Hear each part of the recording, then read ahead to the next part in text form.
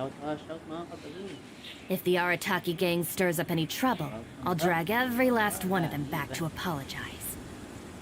Today we are just grinding hard for our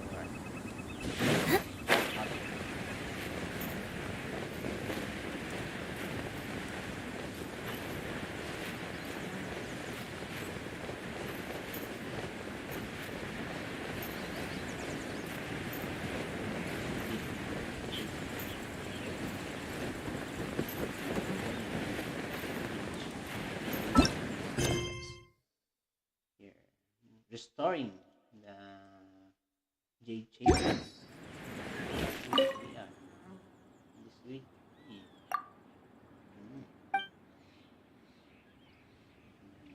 Something like that. Oh!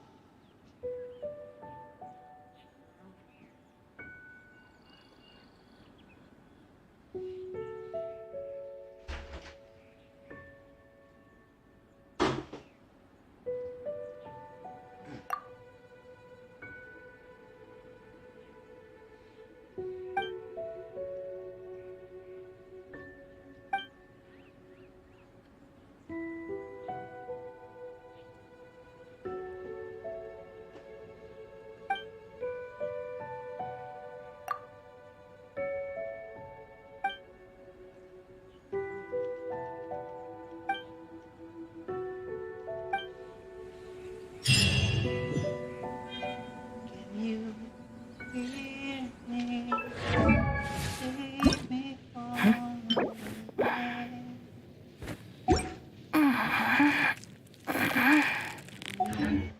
Hear me calling out your name.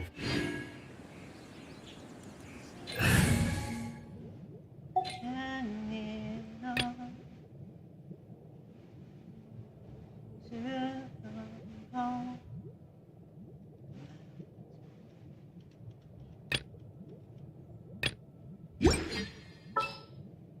Sometimes I feel like I'm alone.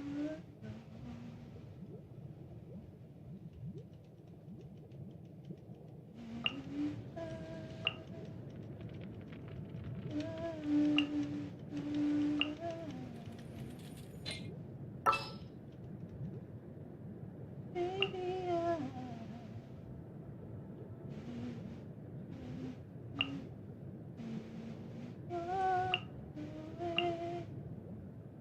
I can't wait any longer!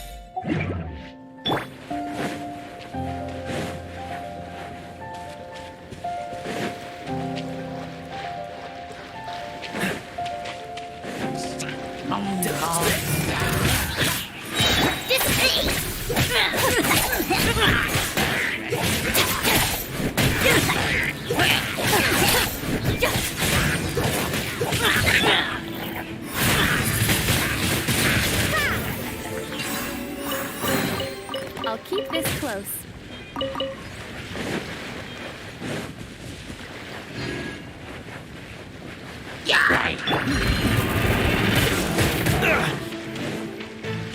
This moment will be frozen. No one escapes my sight!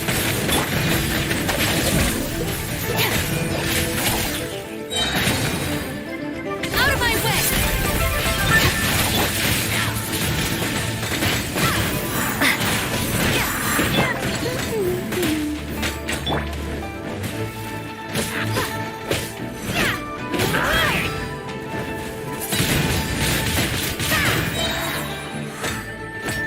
The bond is strong! Fight!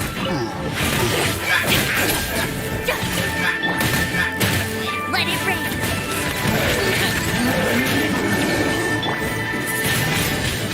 Windblade!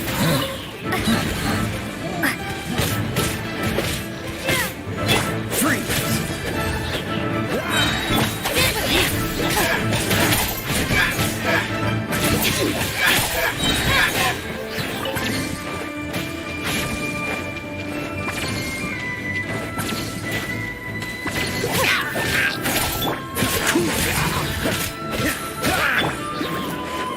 Bond is strong!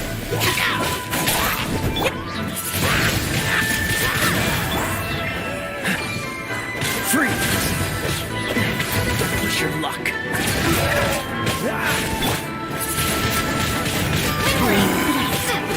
No escape!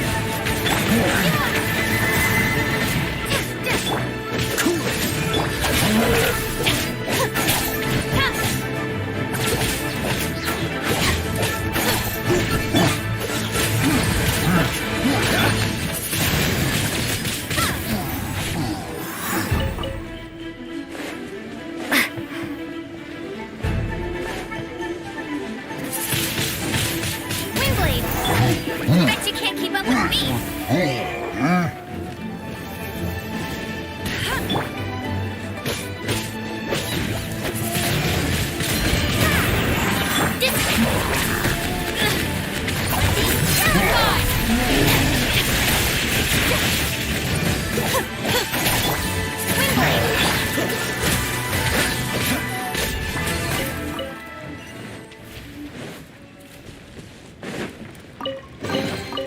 Fascinating.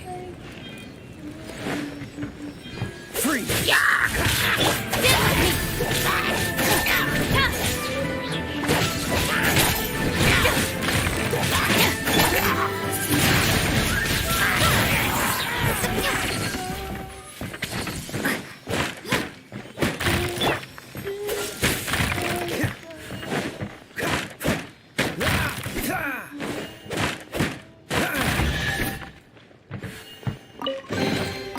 How fortunate.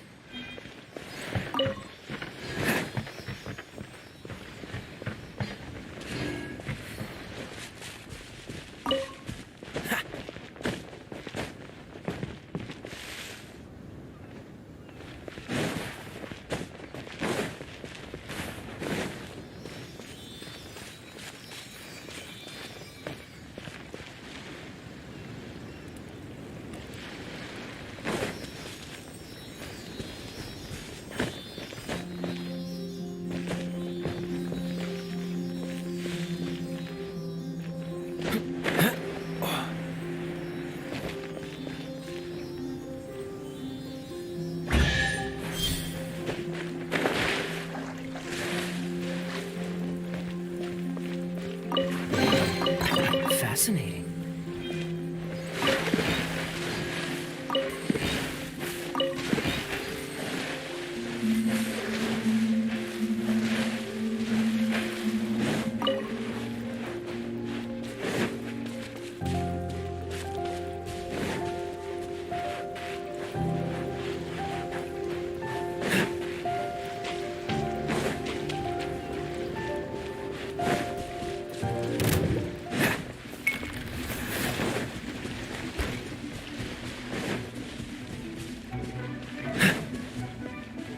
What's the hurry?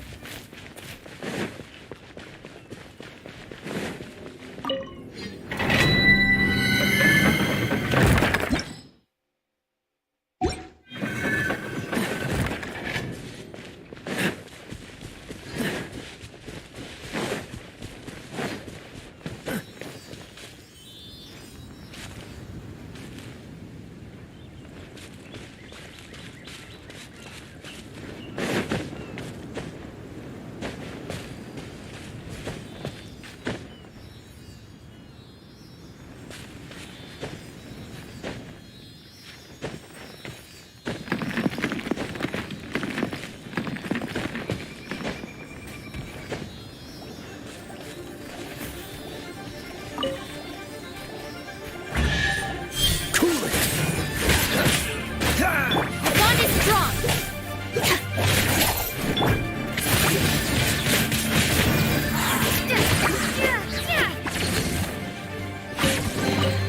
I'll keep this close.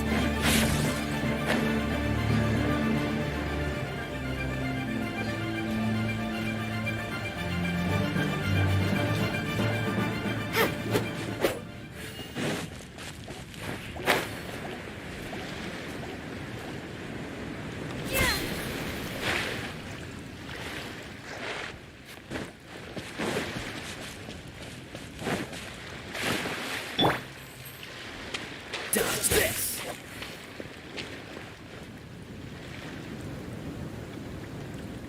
Freeze!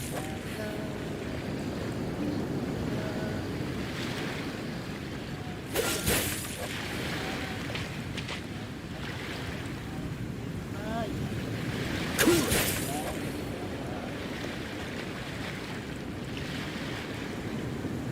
Freeze!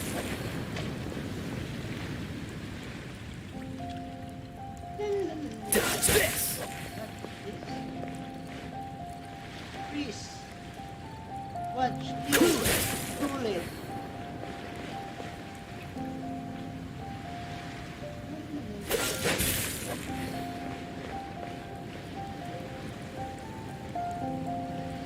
Freeze!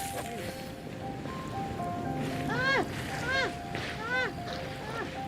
Cool it!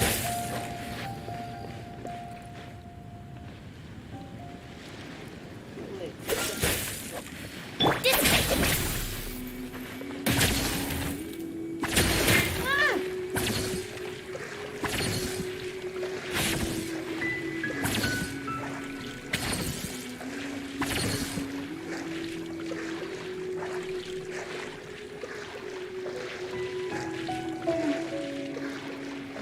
Paano tayo aakyat?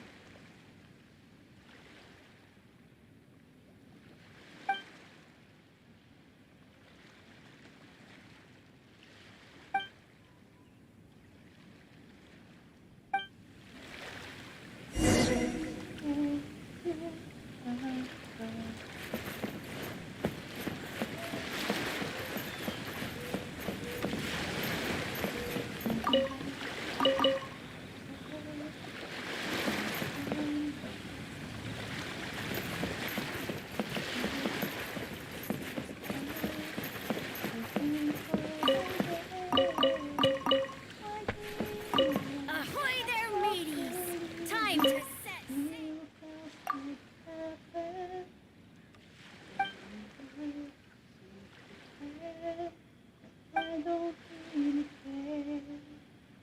I thought you were a fairy tale, a dream when I'm not sleeping. I wish upon the star that's coming through. But everybody else could tell that I confuse my feelings with you. I was feeling just when you can never be. All I heard was singing, and when you smile, you make me feel like I could sing along. And then you went and changed the words. Now my heart is empty. I'm only left with these trees and close to the storm. Now I know you love a fairy tale, and dreams are meant for sleeping, and wishes on the star just don't come true. But now even I can tell that I confuse my feelings with the truth, because I like the view, and there was me and you. Can't believe that I could be so blind, like I was falling while I was falling, and I didn't mind.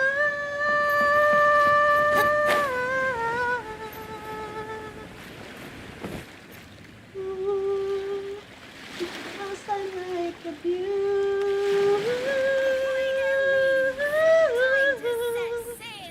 What you tell me to, and there was me and you.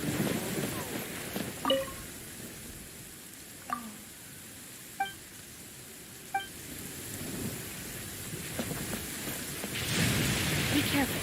No one wants to get struck by lightning.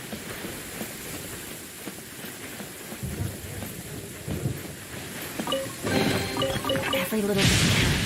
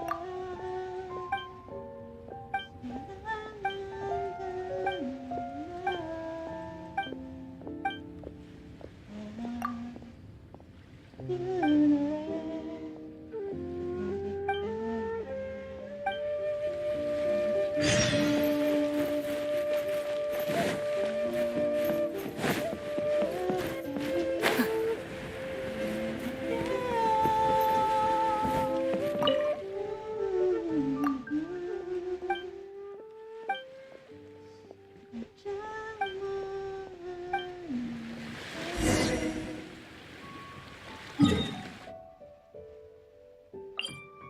to go, time to go.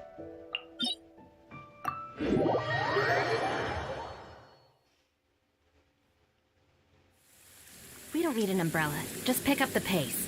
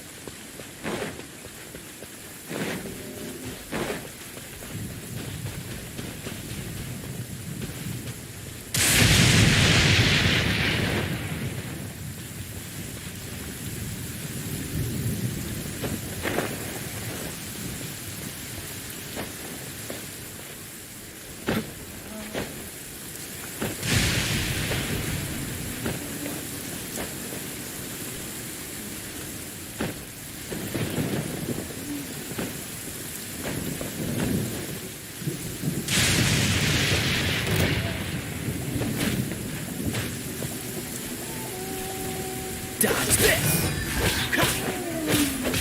Our bond is strong!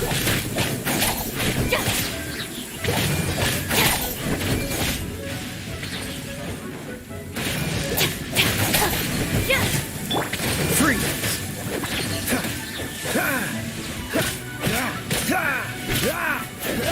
Cool it!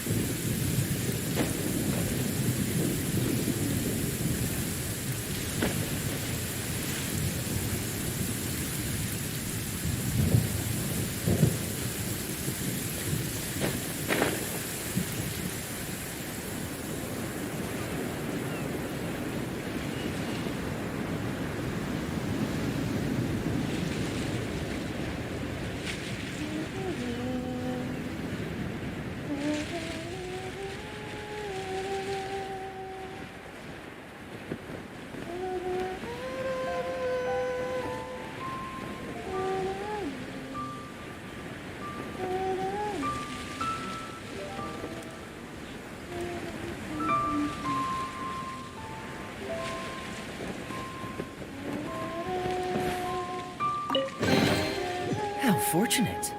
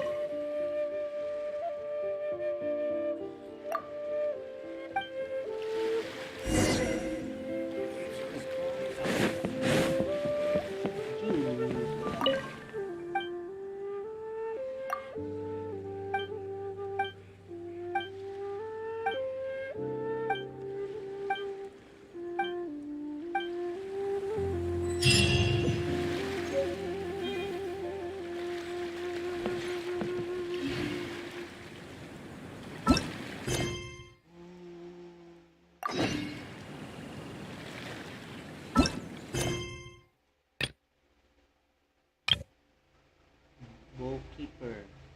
Lane slept. Saan yun?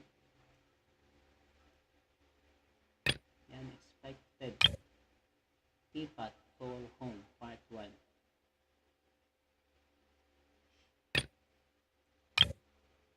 We will be reunited to start this quest. We will be reunited. Jade Chamber. Jade Chamber. Seems all the other knights are. Daily mission. Jade Chamber.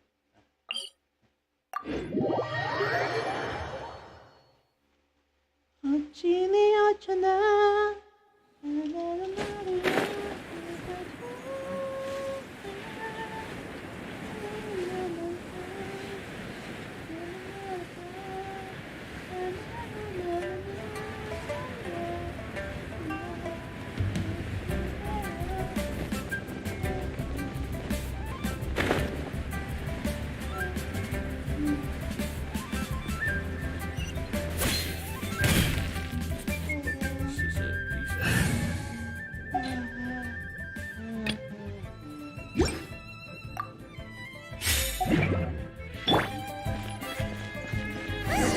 They're not here.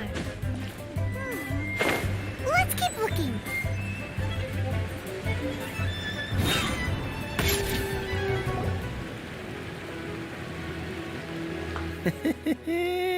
Well, will you look at that, ma'am?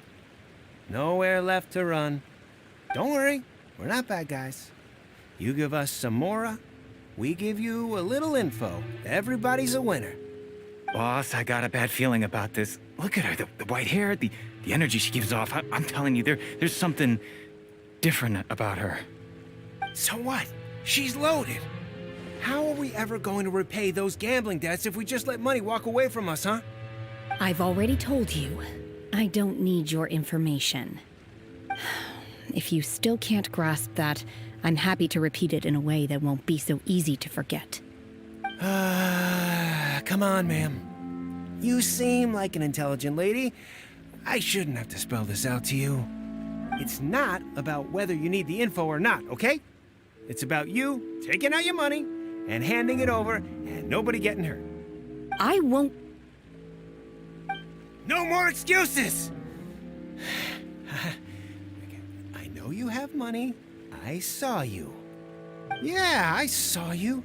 Strolling into Leo Lee Pavilion, ordering a table full of food, and only taking a few bites. Then Shin Yue Kiosk, then Wanmin Restaurant. Same story each time. You order all the signature dishes, take a few bites, then you're on your way again. How could you afford to be so wasteful if you weren't from a rich family? And since you're so rich, what's the loss to you in giving us a little spare change, huh? Master warned me not to lay a hand on anyone in Liyue Harbor. But here we are. Perhaps... yes. Let's call it fate. Boss, I'm telling you, something's not right. What are you afraid of? We're just selling information. It's not illegal. If she lays a finger on us, all the better. We'll sue her for everything she's worth. Oh, you again. The Millilith? What are the Millilith doing here? Did you do this? You ought to mind your own business! I swear! Silence! How dare you threaten innocent civilians? You're coming with us. No, don't be angry, sir. Please, let me explain.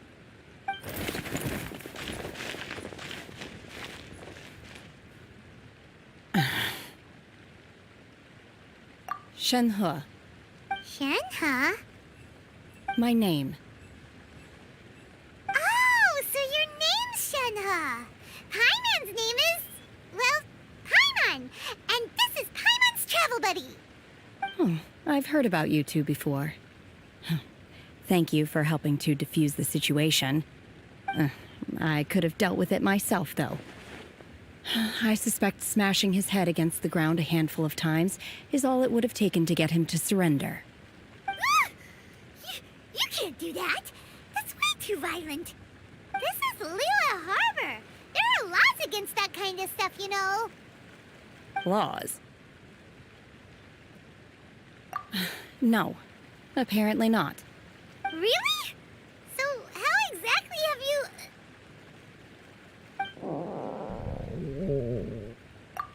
That would be my stomach growling. I haven't eaten enough. She's so honest. Wait, that's right. They said you went around all the restaurants ordering this and that and the other, but only took a small bite of each dish. Then of course you're still hungry. So, anything in particular you're hungry for? Chingson, glaze lily, violet grass. These are my usuals. Medicinal herbs? Kinda hard to explain.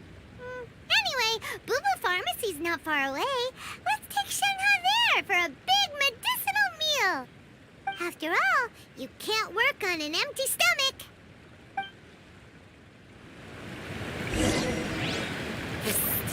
Do you think Shenhe might be an Adeptus?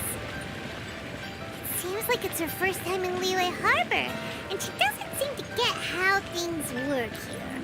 If she is an Adeptus, that would explain everything. Where does she fit in with the other Adepti, though? Paimon's super curious.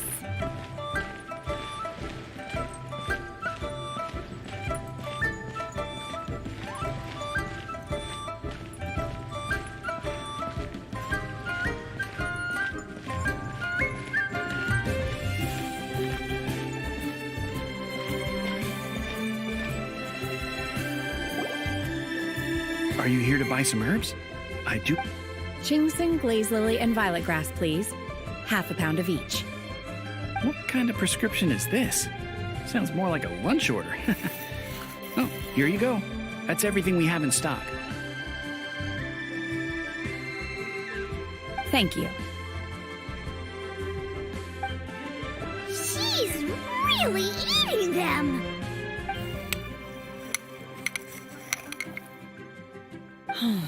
My hunger has now abated. Thank you. Rather awful. Though they were not completely devoid of sweet fragrance. After consuming a large quantity of them, bitterness is all that remains. So, how come you chow down on these and barely touch the restaurant food? If Paimon had enough Mora, Paimon would go to the fanciest restaurant in town and order a whole table of food and eat it all in one go. Because I'm not sure whether I will remain here in the future. The food of the mortal realm is most delicious, but should I return to the mountains, yearning for the food here shall only pose an obstacle to my continued spiritual development. Sampling each dish in order to appreciate its taste is enough. Return to the mountains. That proves it. Paimon knew she was an Adeptus. Enough about me. What are your plans from here?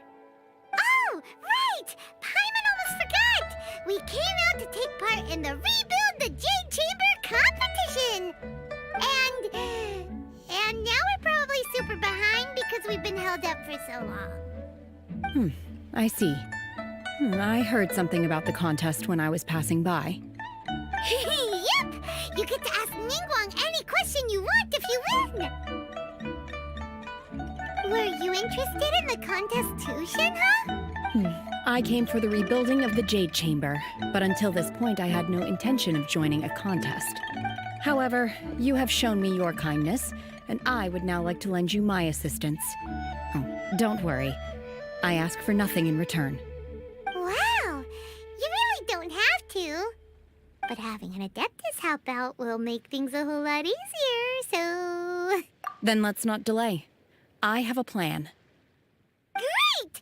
Paimon bets this is gonna be the awesomest plan ever! I am not sure whether or to what extent this plan can be classified as awesome. I do, however, believe it will be highly effective. We simply need to dispose of everyone who is currently ahead of us. Then, we alone shall become the victors. Veto! That is not acceptable! Not by a long shot! Really? But I hear that competition is in essence about conflict and one-upmanship. Look, we want to win this competition fair and square, okay?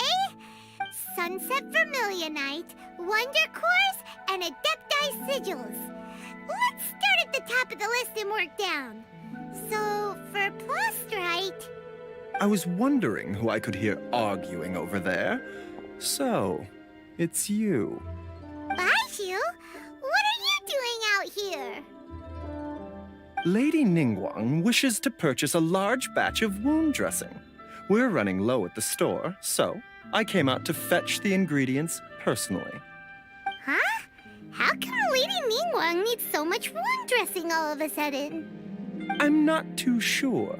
I did hear she's looking to rebuild the Jade Chamber, maybe for its first aid on site. I didn't ask, though. Far be it from me to pry into my customers' personal affairs.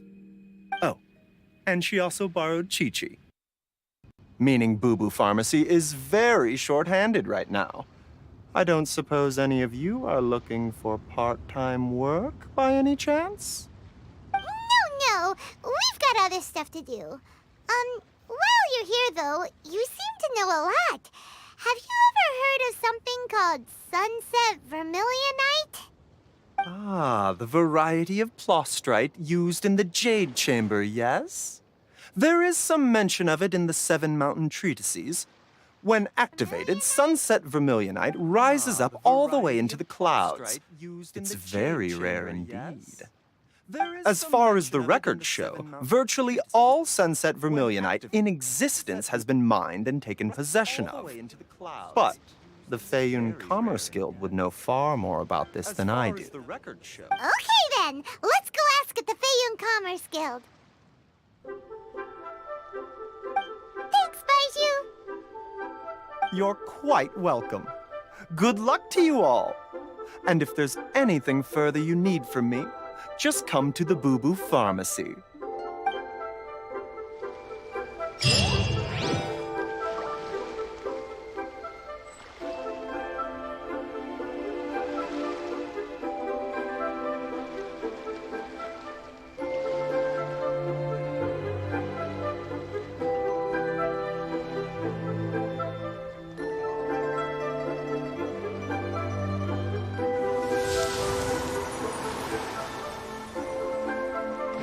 Please, show me your prescription.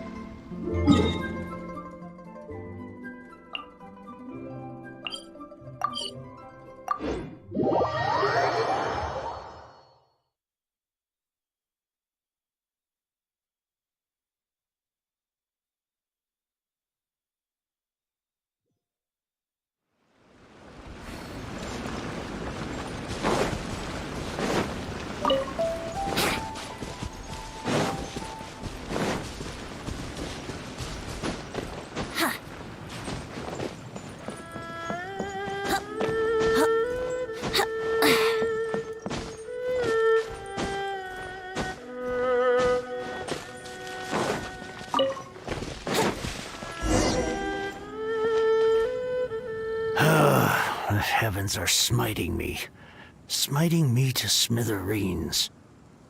Uh-huh. And what do you want? Come on, spit it out. We've heard you've got tons of old books lying around, and we want to borrow the Liyue volume of the Teyvat Travel Guide. Huh. Don't get me started on the topic of my books. After the chasm was sealed off, the family mining business started going south. Then the Fatui started working to sabotage me. To pay off my debts, I had no choice but to pawn off my beloved book collection. Every last book. Do you have any idea what that means?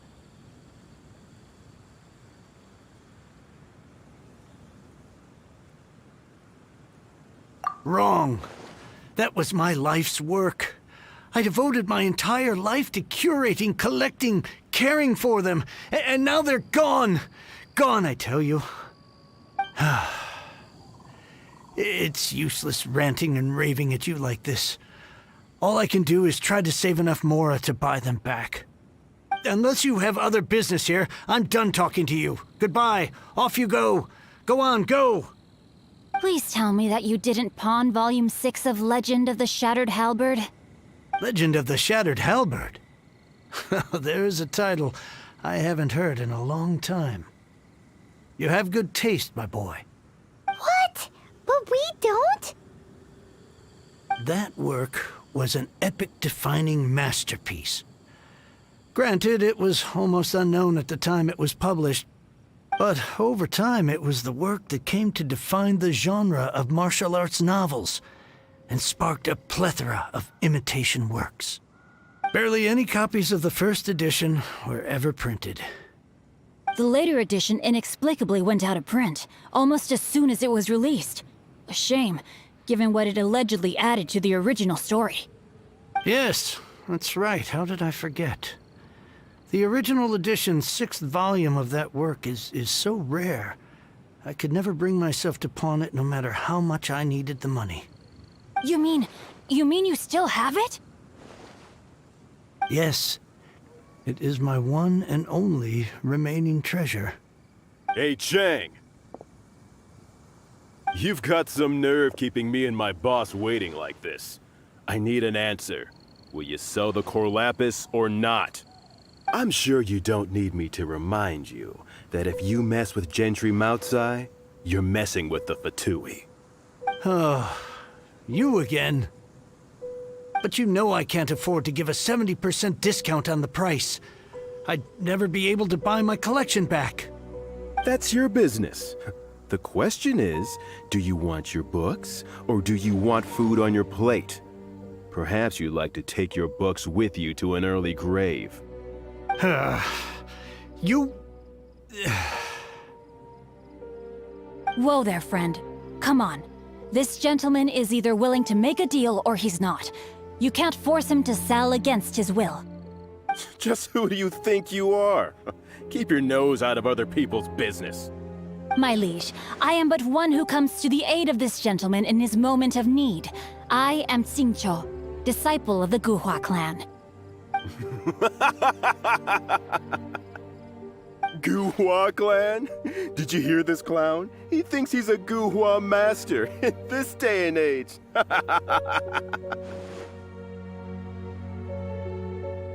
Oh, there was me thinking the last granddads of Guhua had keeled over and died by now.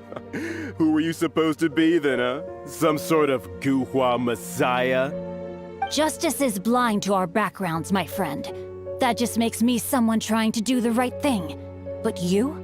The weasel who does the tiger's bidding may be less powerful than his master, but he is no less guilty. Get a load of this guy. Just you wait. You'll be sorry you crossed me. And you, Chang, you're selling that Corlapis whether you like it or not.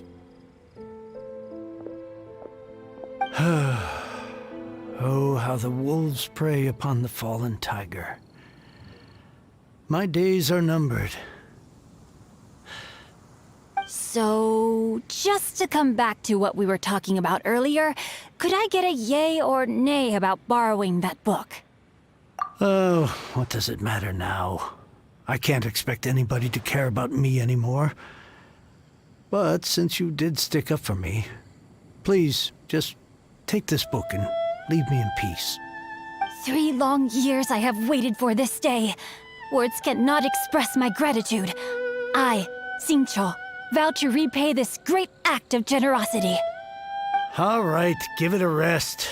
Just bring it back when you're finished. Sorry, but I'm not about to put my hopes in some self-professed Guhua disciple. Hey, where are you going? We've still got a job to do over here.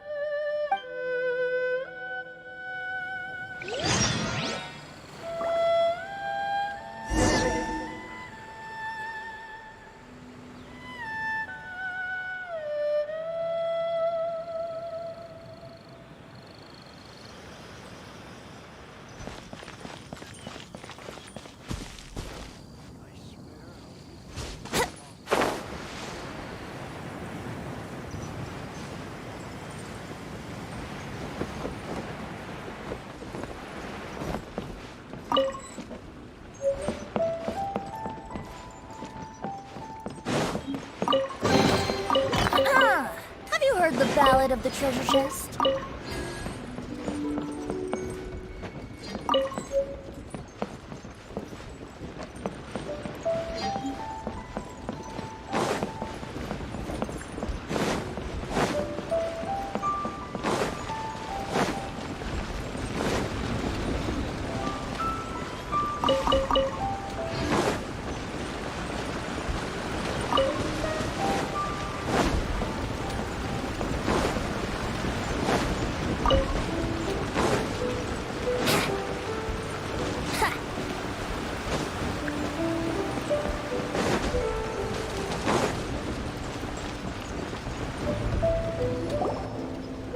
So, you like reading, huh, Mr. 5-second hero?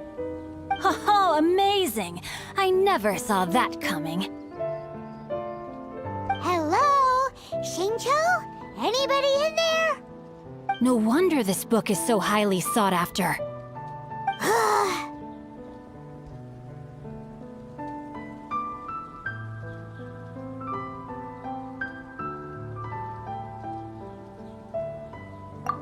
How can they bully poor old Chang the Ninth like this?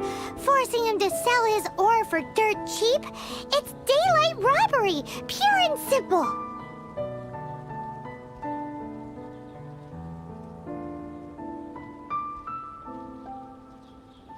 Don't forget me. I'm in too.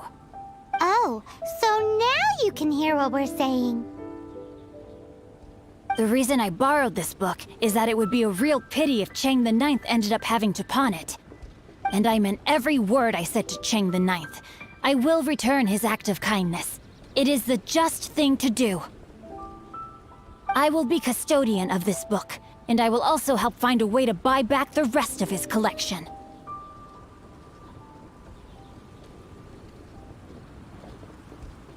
Of course I do.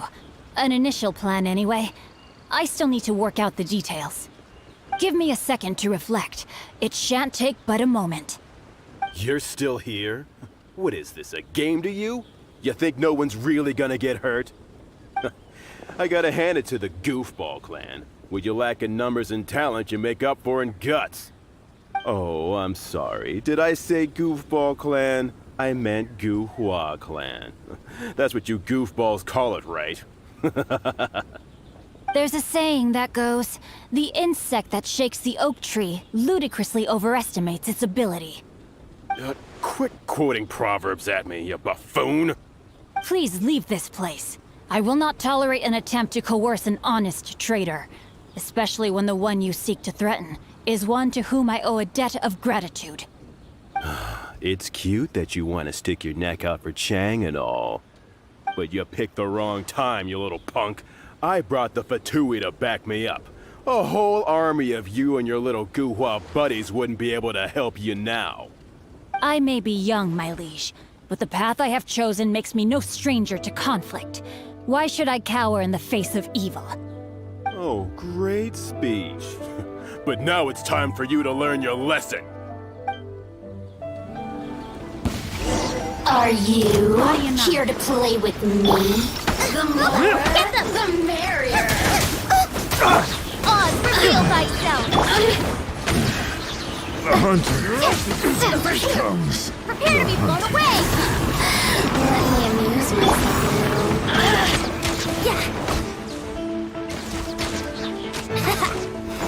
The Here we more, go. the merrier. No, my sword! Let me amuse myself a little. By royal decree! How to get me going.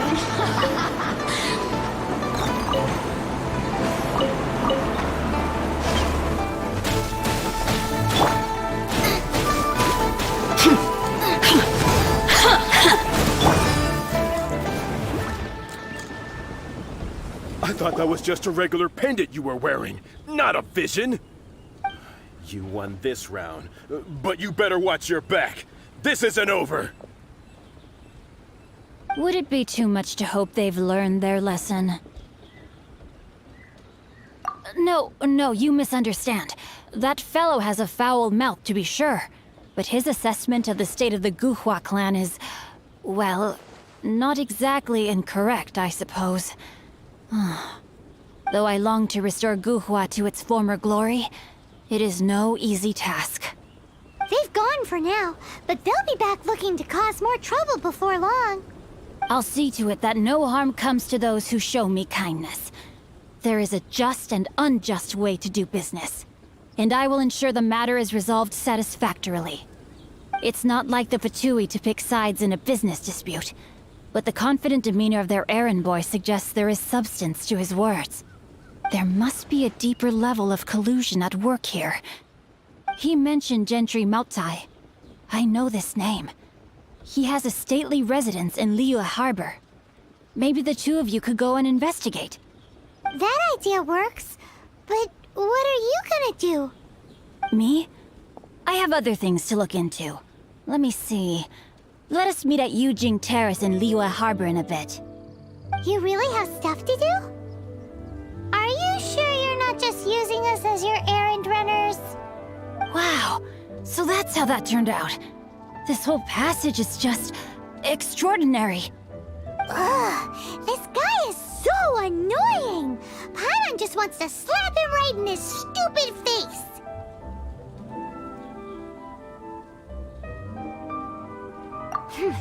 Fine, but as per tradition, Paimon gets to pick an ugly nickname for him.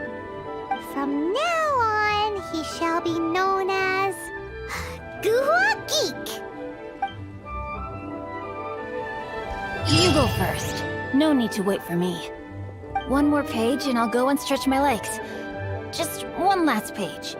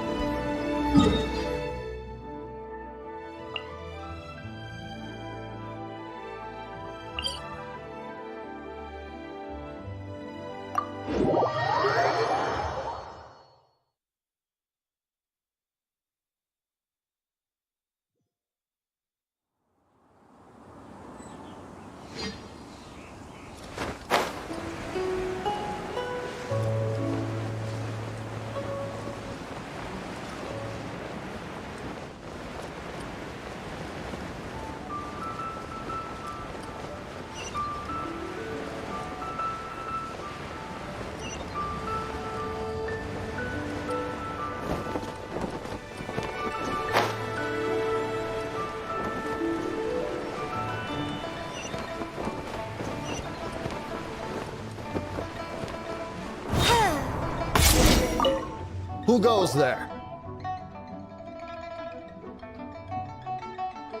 How strange. You're not on the guest list. The Master's dealing with some urgent business today. All prior appointments have been canceled. Urgent business? What is it? The Master's been working on a major business deal recently. He left early this morning to meet with a VIP client. So, where is he now? I'm sorry. The Master is stressed that we must not disclose that information to just anyone.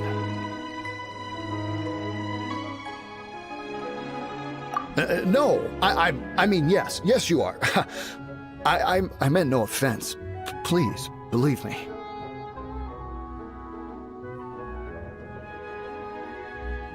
I'm sorry. Master's currently in business negotiations at Shinyue Kiosk. I beg for your mercy, please. My master will show me no leniency if he finds out. Well, my master has much more important things to do than talking to rude guards like you. Luckily for you, your bad attitude will be the last thing on his mind when he's busy negotiating a big business deal with your boss. Thank you. May your business forever be blessed by the Lord of Geo. Nice work! Paimon never knew you were such a tough negotiator.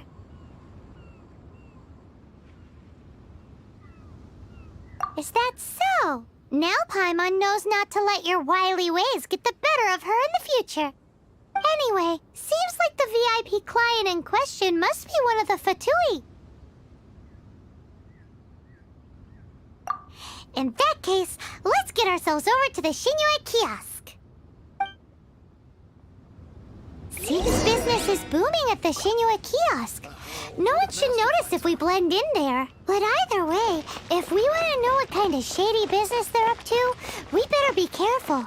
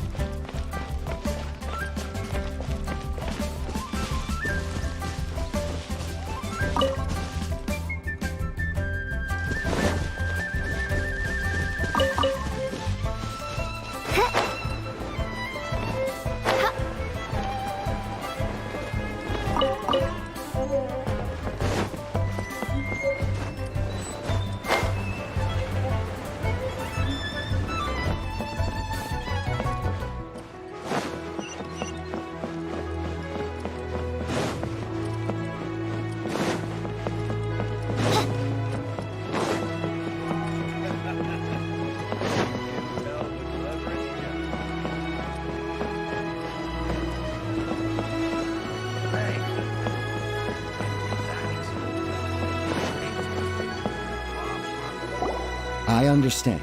I do. Please do not worry. You have my word that the order will be completed as promised. The subordinate I sent was not quite so optimistic in his appraisal. Is somebody being uncooperative? We just ran into a minor procurement problem, is all. We haven't managed to purchase the core lapis yet. But it's nothing for you to worry about. If Chang the Ninth won't sell, I can buy from someone else. That would be most ideal. I remind you again that the Fatui care only about the result. We are willing to lend a certain degree of support to this transaction. But if it is not completed in time, you may suddenly find our goodwill comes at a price you cannot afford. I understand. I am indebted to you for your protection. You know I would not dream of disappointing you, don't you? We shall see when the time comes. Darn that old man Chang. So, Mr. Gentry Moutsai is colluding with the Fatui. Who knows if Guwa Geek has made any progress? Should we go tell him?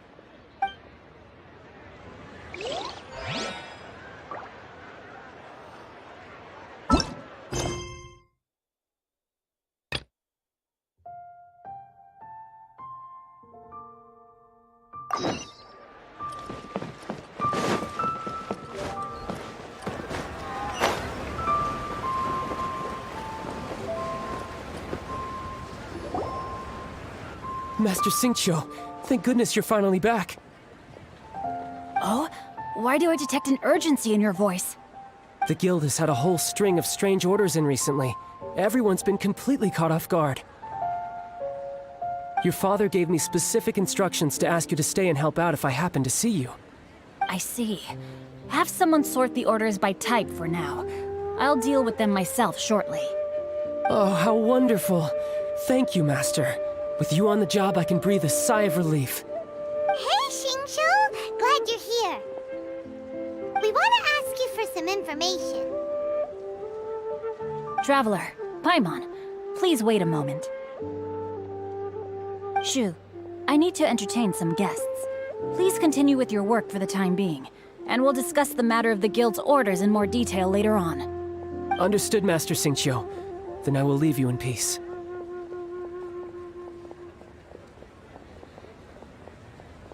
I wasn't counting on finding you here today. What's going on? And how, pray tell, may I be of service? Xingqiu, have you ever heard of Sunset Vermilionite? Oh, I see. So you've entered Lady Ningguang's contest as well. As well? Do you mean... The truth is, the Feiyun Commerce Guild is in possession of some Sunset Vermilionite, but only one piece. We are holding it on behalf of someone who has asked us to put it up for auction, and a lot of interested parties have already come to us inquiring about the price. At the end of the day, it all comes down to supply and demand. In this case, I'm guessing the final transaction price may be in excess of 500 million mora. 500 million?!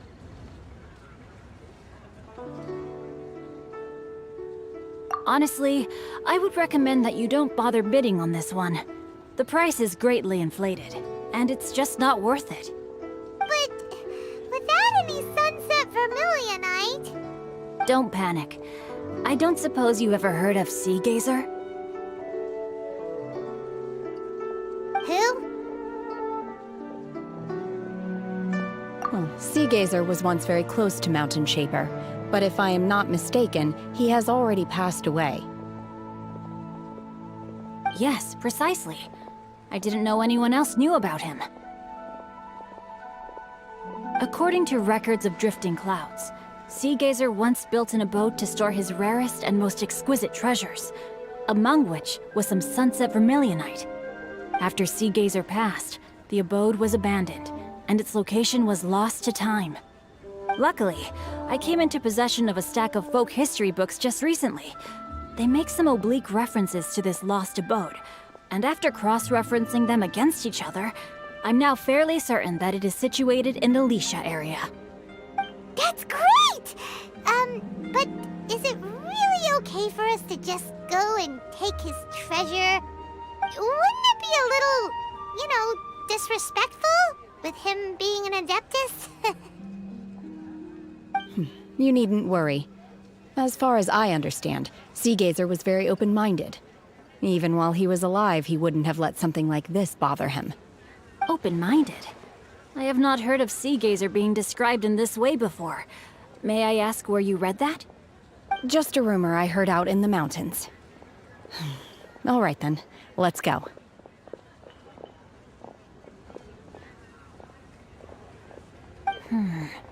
There's something about this young lady that reminds me of a good friend of mine. Oh, I almost forgot. Adepti abodes tend to have very ingenious designs, especially when it comes to their defense mechanisms. Plus, it's likely to be crawling with monsters after being abandoned for so long. So please, be very careful. Okay, we will be. Thanks, Xingqiu.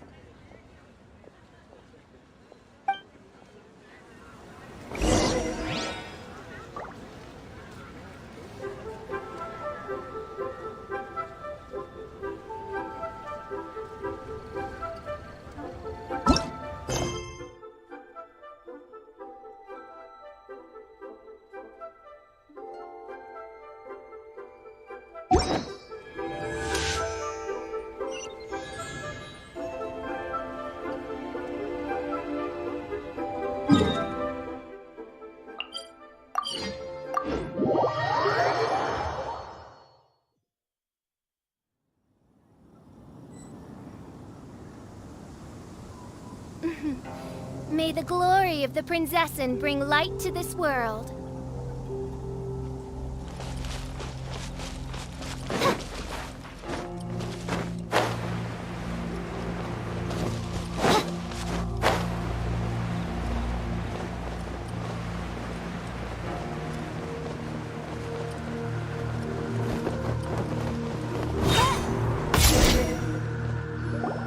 Let's see. Xingqiu said it should be around here, but Paimon doesn't see anything.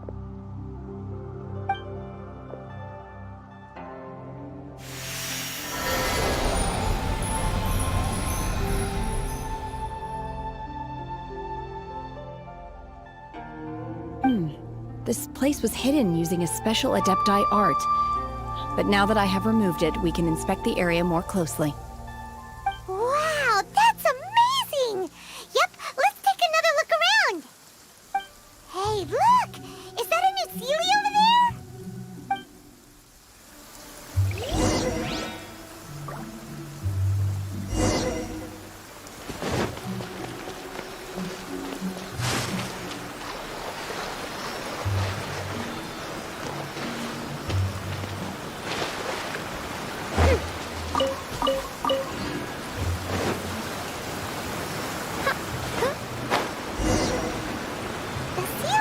to here and then disappear.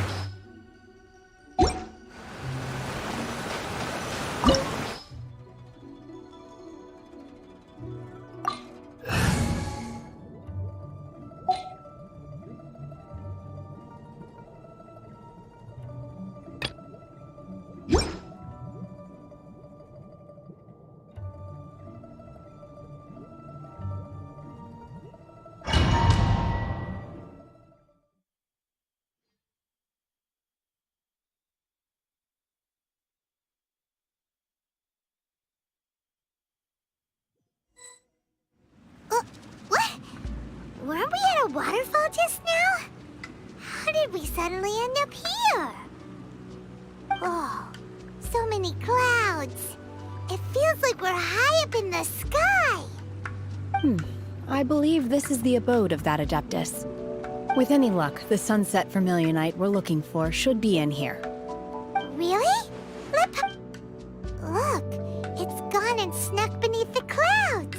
And now that Paimon takes a closer look, the rocks and trees here don't seem complete. Oh, could there be something below the clouds? These are not real clouds. They are the product of an Adepti art used for spatial partitioning. If we want to go down, we must first destroy the mechanism that is maintaining the Adepti art. All right, then let's do it. I sense the presence of monsters in this place. I don't know where they are hiding, so we'd better be careful.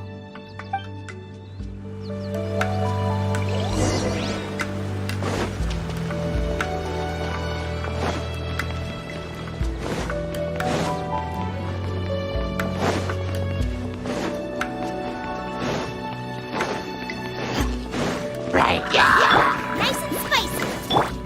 Help protect us.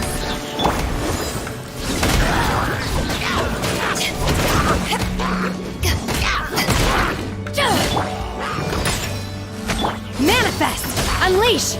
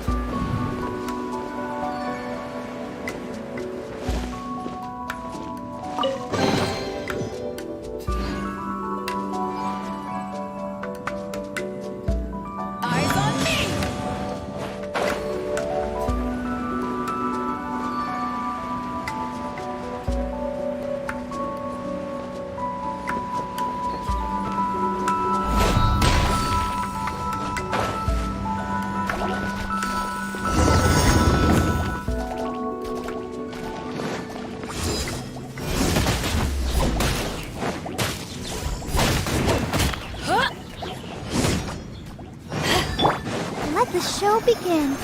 Yeah! Out of the frying pan, into the fight!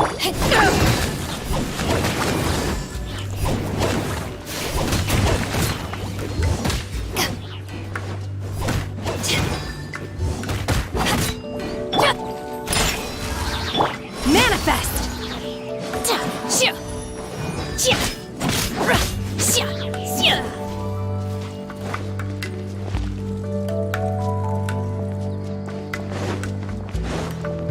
It appears that we've been taken for intruders. This time, why not allow me to take care of this?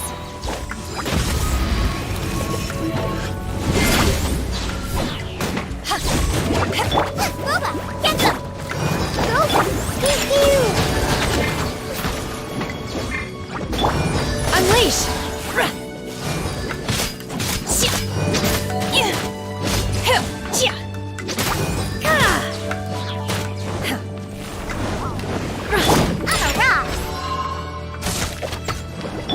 Obey! Obey! Unleash!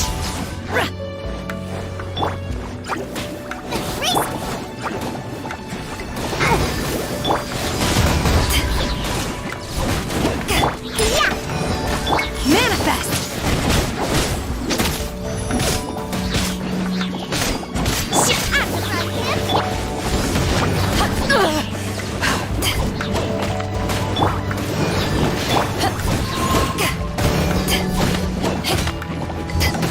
Unleash! Manifest!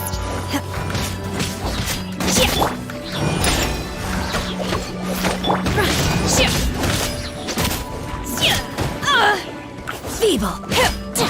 Nice and spicy.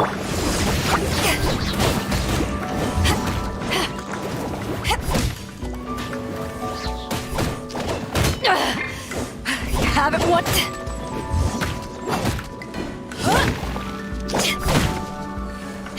The core of the mechanism is exposed. Now's our chance.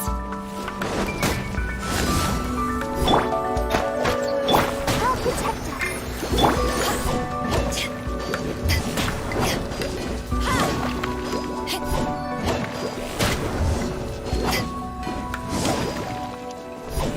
Unleash! Obey!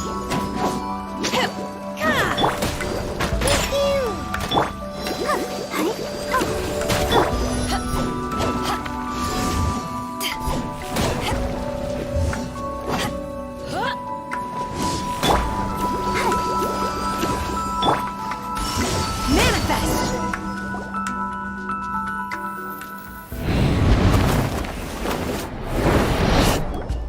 Whoa! We're gonna fall!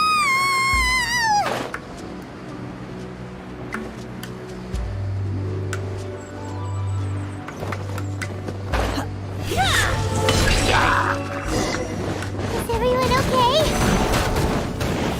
Look! Cecilia disappeared beneath the clouds again! It looks like we need to go further down. But before that, let's destroy the guard mechanisms on this level first.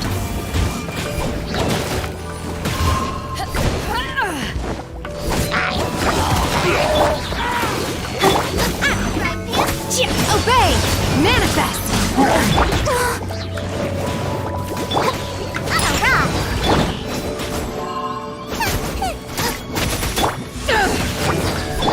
Unleash!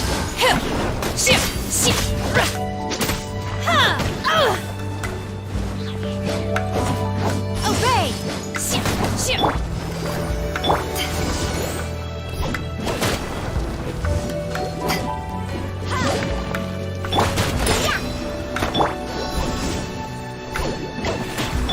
Unleash!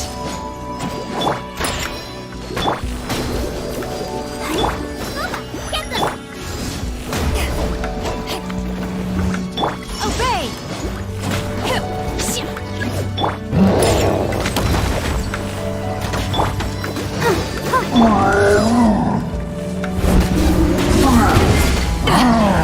I never yield. Power of the Desert Hot Nice and spicy! Manifest!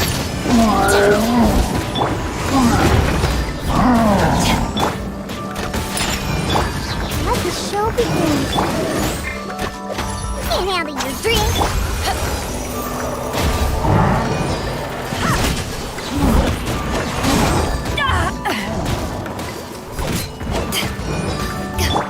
I'm a rock.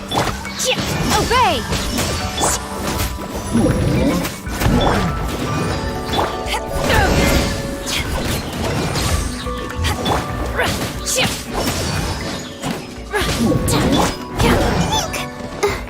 I'll protect us.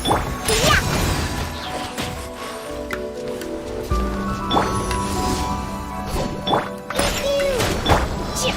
Manifest! Get them. Unleash!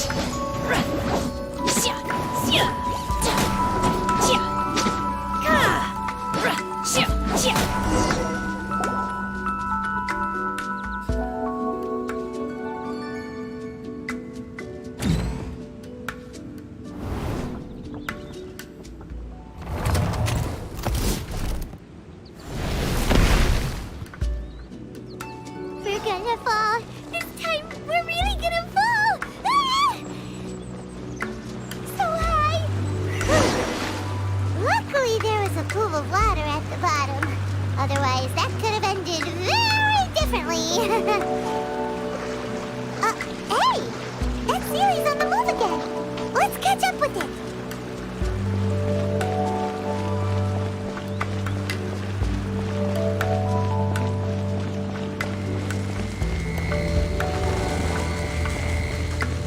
Huh. Something looks different about this stone wall. Let's take a closer look.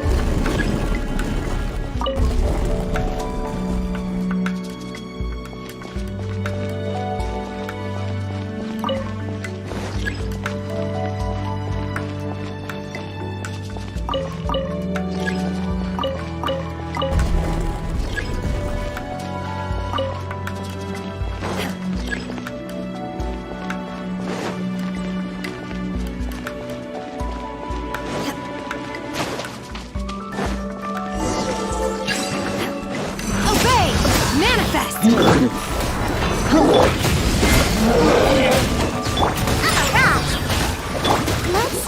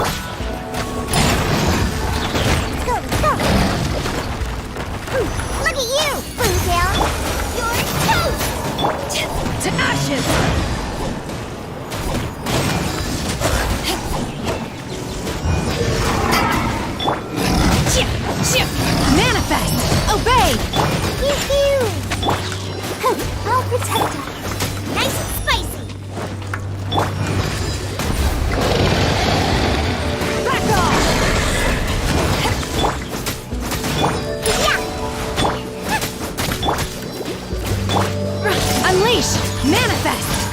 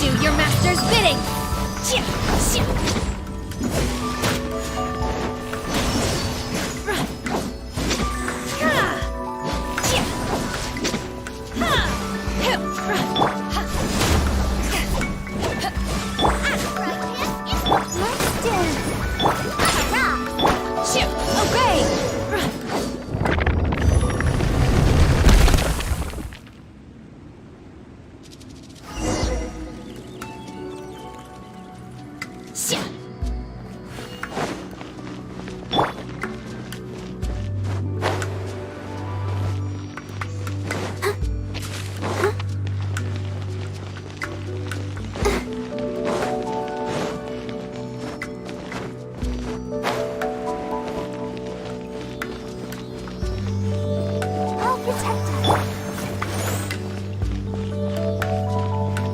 over there! Could that be the Sunset Vermilionite?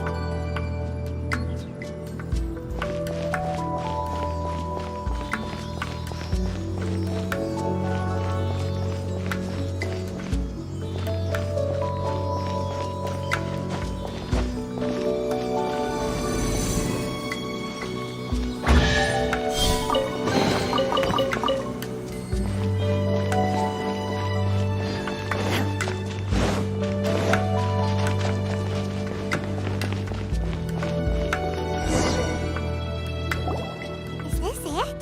Is this the Sunset Vermilionite? It's so huge!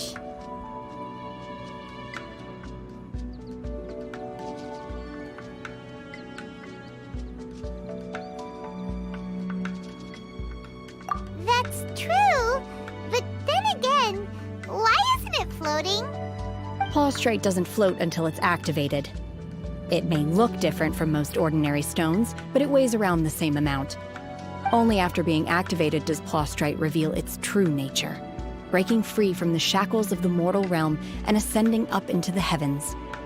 Wow, Shenhe, you seem to know everything about this. Only because my master is fond of chatting about these things. The moment she has some time to spare, she'll come straight for me and start telling story after story. I don't care for her stories most of the time. I certainly didn't expect them to ever come in handy like this. Hold on a sec! Paimon just realized something. If we activate it here, there's no way we'll be able to get it back to the site, right? Heck, we'll be dragged up into the sky too! But if we don't activate it, how else are we gonna lift it? This rock must weigh well over 1,000 pounds, surely! Don't worry. I can handle the weight quite easily. Are you sure?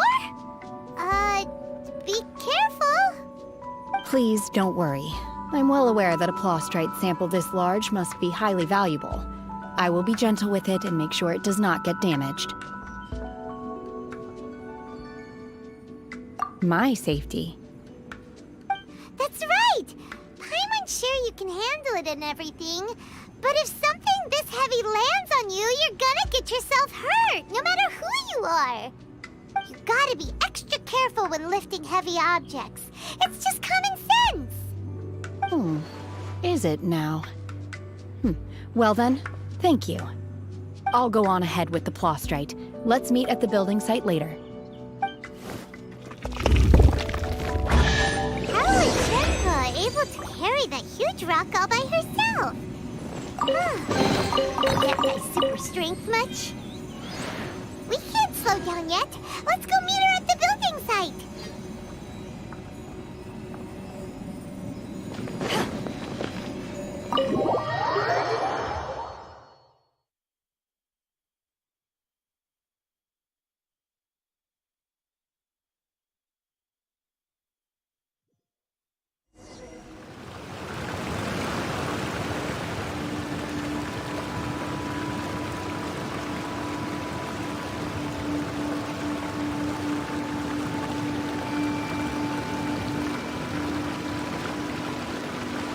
If you ever want to trade tactics, I'm always ready.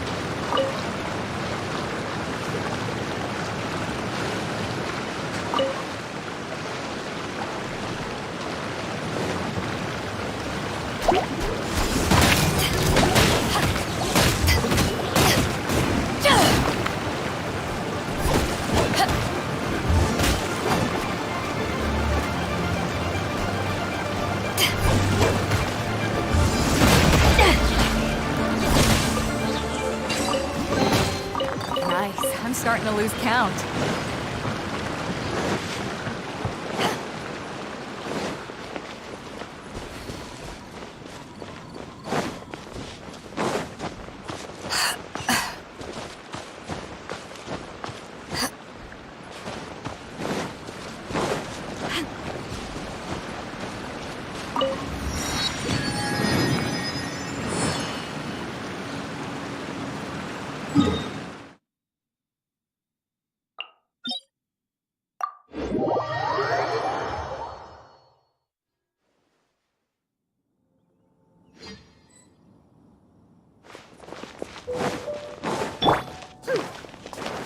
Think you can bully me?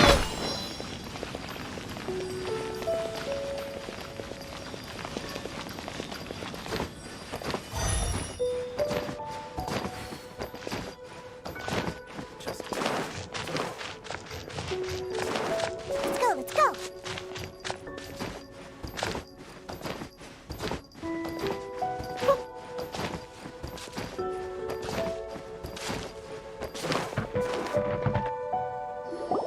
Oh my god, I can't believe my eyes. How can she lift that massive rock all by herself? She's gotta be one of those Adepti, surely. Oh, mighty Adeptus, please give me your blessing so that in the coming year I may reap a more bountiful salary. This is top tier in size and quality, and the condition it's in is quite simply immaculate. Congratulations! This item is approved for submission. I'm going to award you full marks for the Sunset Vermilionite item. May I take your name? My name isn't important. I'm not even here to compete. I was just delivering this for some other people. They should be here any minute now. Shenhe and Ningguang's little helper. Ah, so you're the ones behind this. No wonder. The rarest talent turns in the rarest Plostrite specimen. But I have to correct you on one point. It's not helper, it's secretary. Okay then, Miss Secretary, what do you think of the rock we found? Pretty amazing, right? In truth, it is the finest piece of Plostrite we have received so far. If everything goes according to plan, we will use this piece in the foundation of the Jade Chamber, which will enable us to proceed to the next stage of construction. As a side note, Lady Ningguang has rented some dwellings in the nearby area to serve as accommodations for the contestants. If you need a place to rest, you are welcome to stay there. Now, please excuse me. As you can see, there is still a lot of work to do on the building site. Shenhe!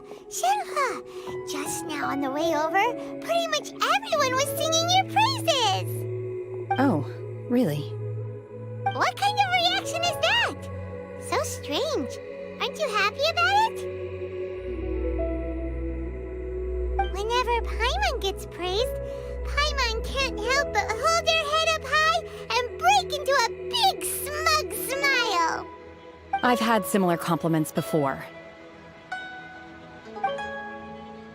They call me an Adeptus, treat me with great deference and respect, as if I'm set apart from the common folk. Yeah, 'cause that's how Adepti are. At least the ones we've met are pretty unique and reclusive, too. Way different than normal people. But I am not... Shenhe?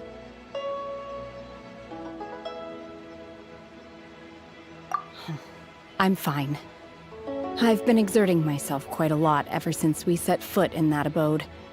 I'm just a little fatigued. Well, Byron said that there are some makeshift hotels we can use, right?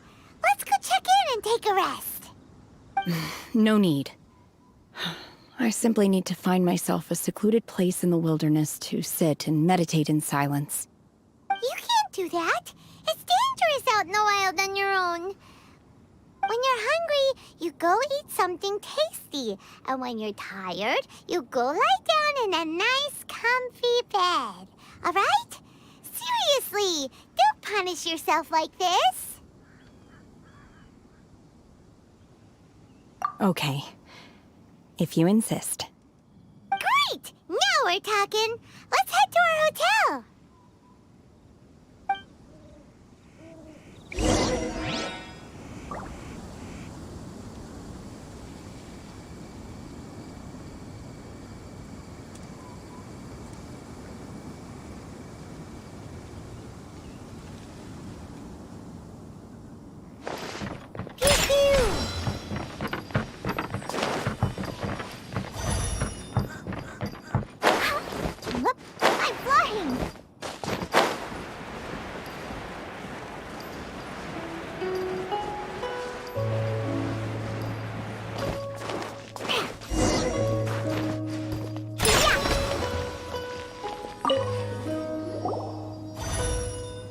Hi there. Checking in, are we? You're just in time. We only have 2 rooms left. Since this was chosen as the building site for the new Jade Chamber, we've had a constant stream of people in this area. And not just workers either. Visitors, business people, tea sellers, all sorts. So, business is booming for me today. Very few vacancies. You're lucky you got here when you did. Great! One of your rooms is still being cleaned. I guess it should be ready within the hour. The other room is just at the door on the left. Here are your keys. All right. Hope you enjoy your stay. Please excuse me, I'll leave you to it. Shenhe, you should go get some rest. We'll hang around outside until the other room's ready. Paimon's gonna go see if there's anything good to eat around here. Paimon couldn't help but notice one of the guests walk in with a huge grilled chicken drumstick before. Let's buy one for Shenhe too. She can have it as a midnight snack. Or save it for breakfast tomorrow. All right. I will head to my room for now. If you need anything, don't hesitate to disturb me. I'm a light sleeper. I will hear if you knock on the door.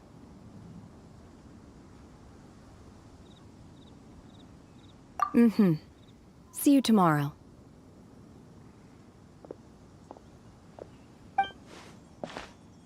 Hey! Isn't that Claveratina? What's she doing here?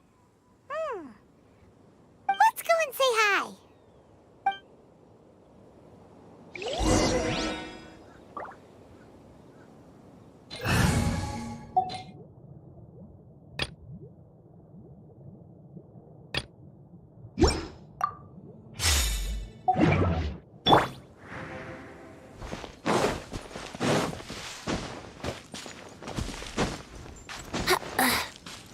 Brace yourself.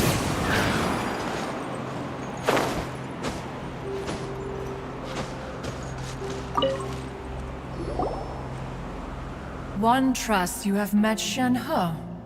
So, are you getting along quite well? So far, so good. Yeah. So, you know Shenhe too, Claveratina? Naturally.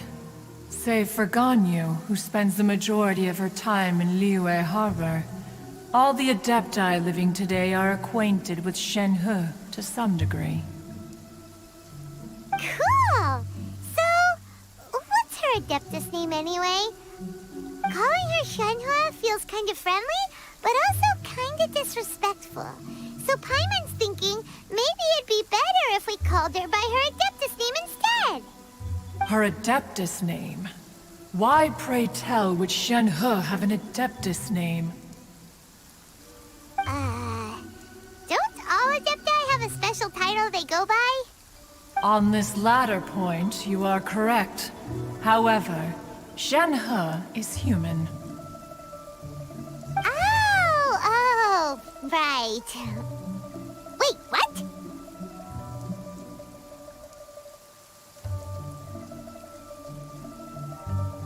Paimon neither! This is a real surprise! Do you mean to say that she presents differently from ordinary human beings? Well, to start with, her problem-solving methods are extremely direct. Ah, yes. She was like this all those years ago when one first met her. In this respect, she has not changed. One first found Shenhe by chance in a cave. One was passing by and sensed the presence of a god's remains. Being of an ever-vigilant disposition, one entered immediately to inspect the scene. Inside was Shenhe, then aged around 6 years old. In her hand, she held a dagger with which she was confronting a monster that was the god's remains incarnate. That sounds so dangerous. When one arrived, she had already been locked in confrontation with this monster for several days.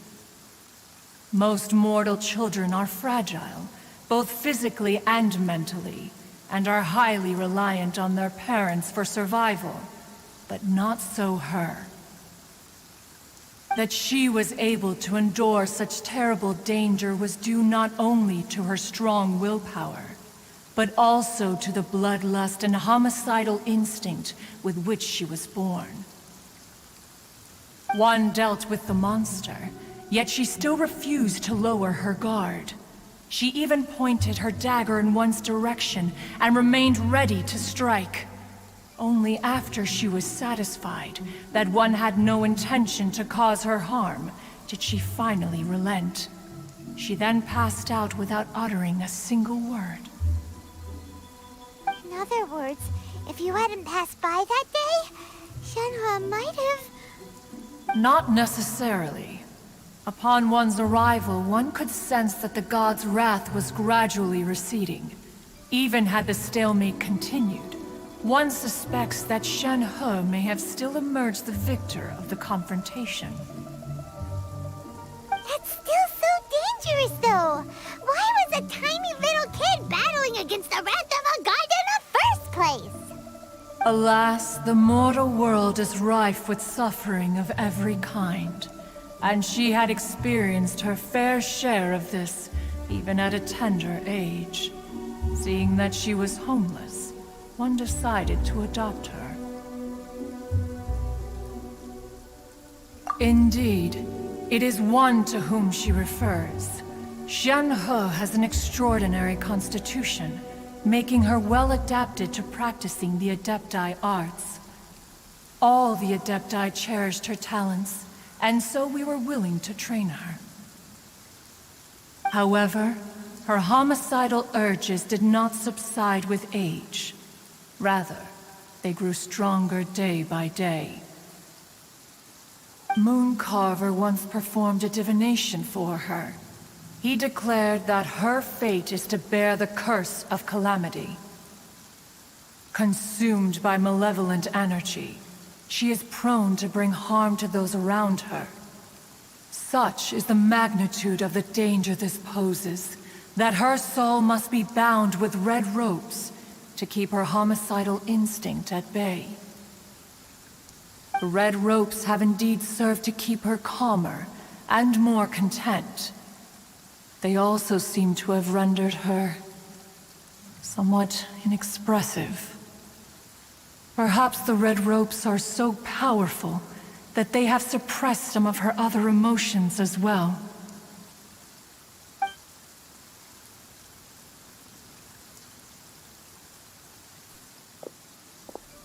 It is only by fate that people's paths may cross.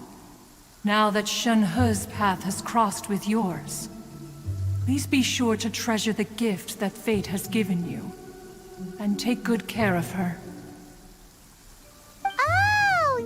Paimon gets it. You came out here to check up on Shenhe because you were worried about her, didn't you? Huh. You dare draw such a facile conclusion on the nature of one's present excursion? Incorrect. The truth is that while Liyue Harbor may seem peaceful today, danger is always lurking in the shadows. Ningguang once made a bold assertion that this is to be the era of the contract between Liyue and the humans.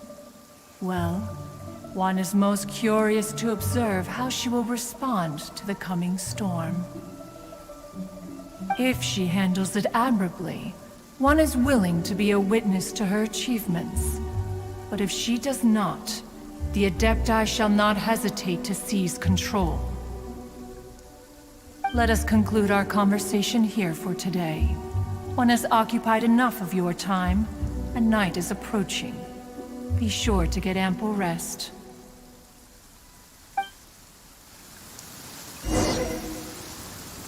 So, Shenhe isn't an Adeptus after all. She just grew up around the Adepti. Oh, no wonder she doesn't like being treated as an Adeptus. Having everyone falling over themselves to show their respect all the time must be kind of hard to deal with.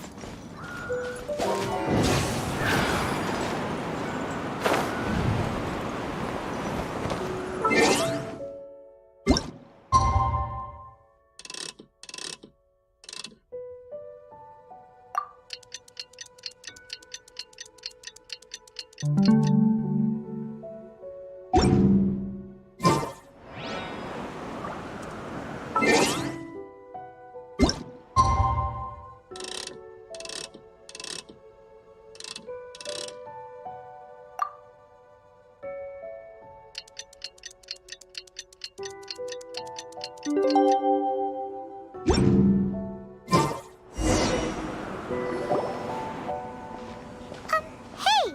So, Shenhua...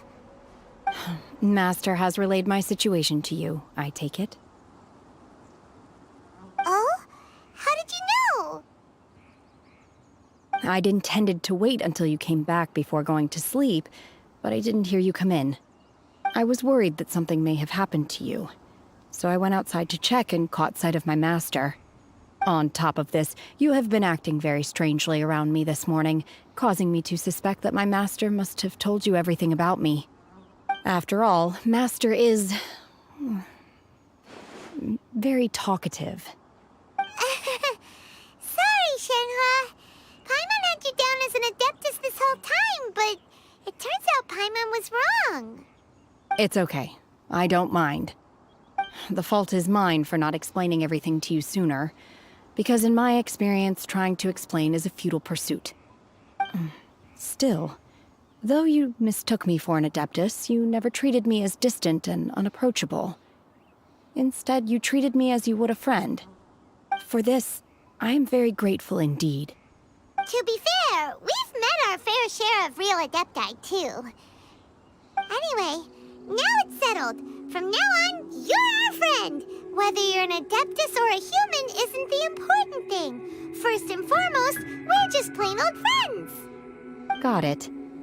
Although I don't know quite what it entails in terms of what I have to do, I must say I like the title friend very much indeed. Great! Well, now that we're all rested up, we should start searching for the other 2 items on the list. But before we do that, let's go to the building site and ask Ningguang's little helper how the progress is going. After all, Sunset Vermilionite is so rare. Paimon doubts many competitors will really be able to find any. If it turns out some of them have given up already, we'll be able to take things a little more slowly. Oh, and another thing. We bought some grilled chicken drumsticks on the way back last night. There was a place just outside. Here's one for you, Shenhua. Try it! They're so good. I concur. It has a rich flavor, far more agreeable than those I've cooked for myself in the wilderness in the past.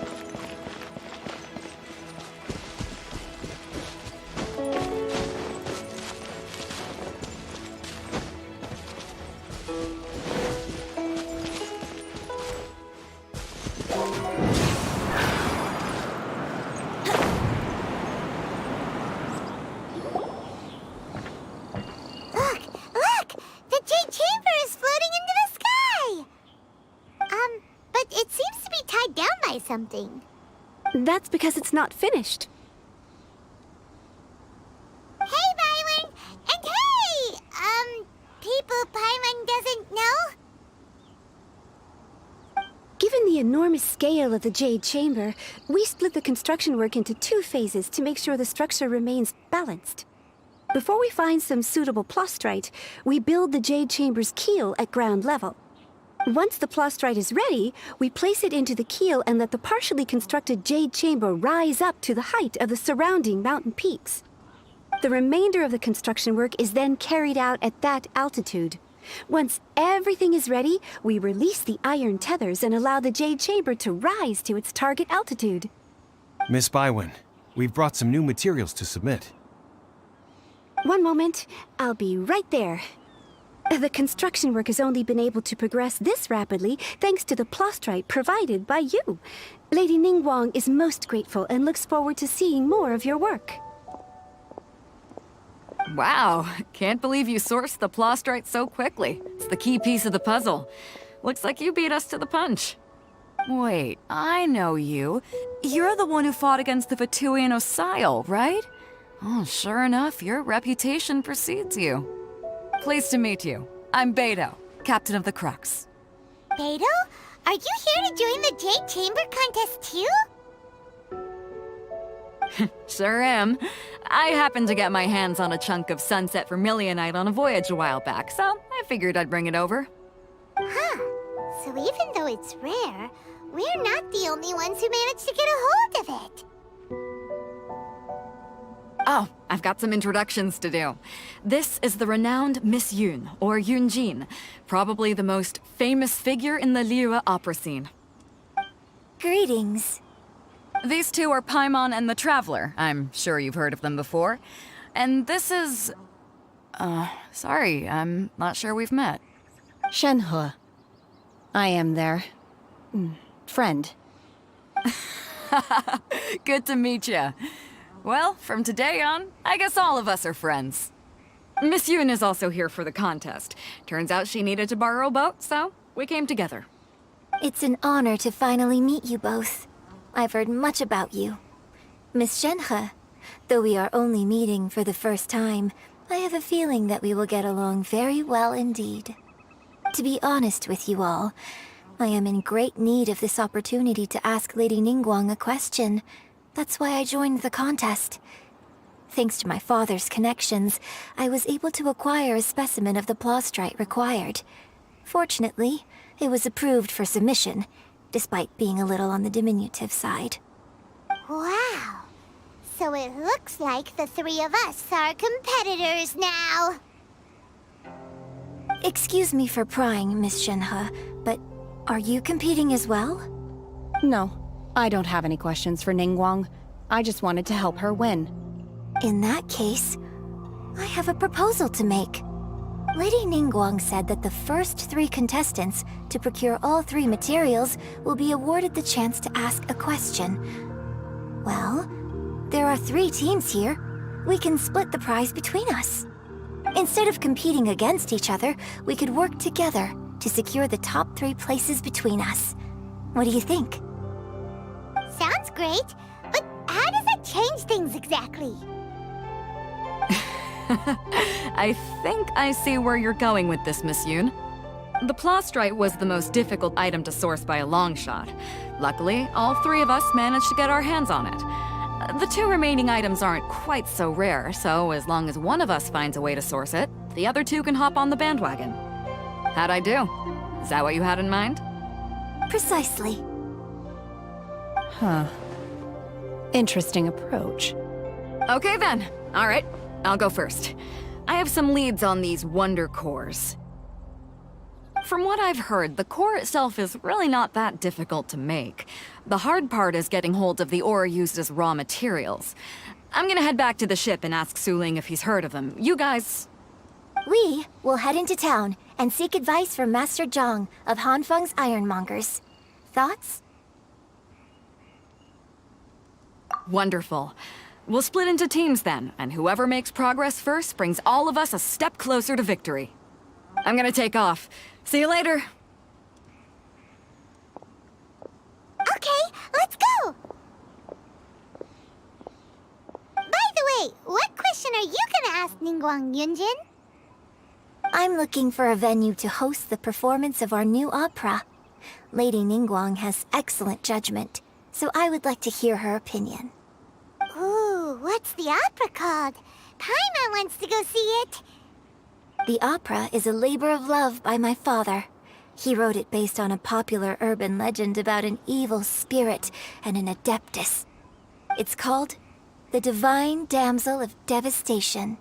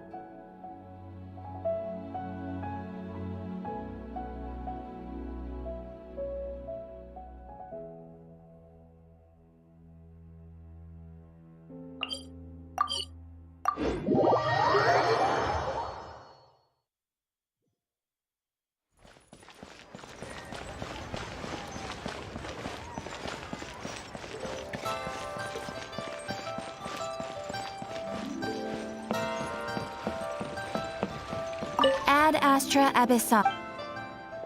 Thank you for completing.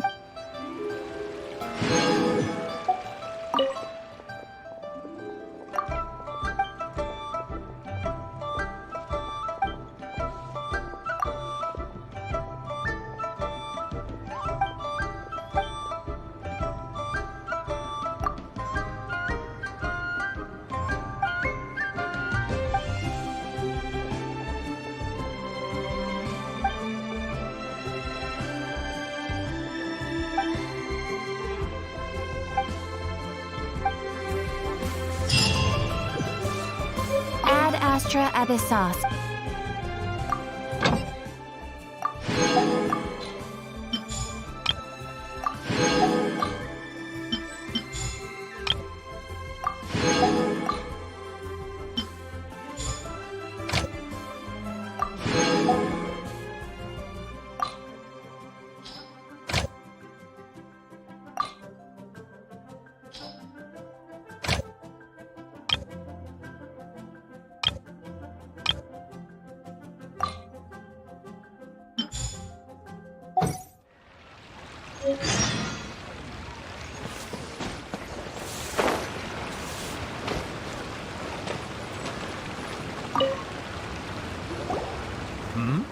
Ah, hello. Are you here for something off the shelf, or do you need something forged?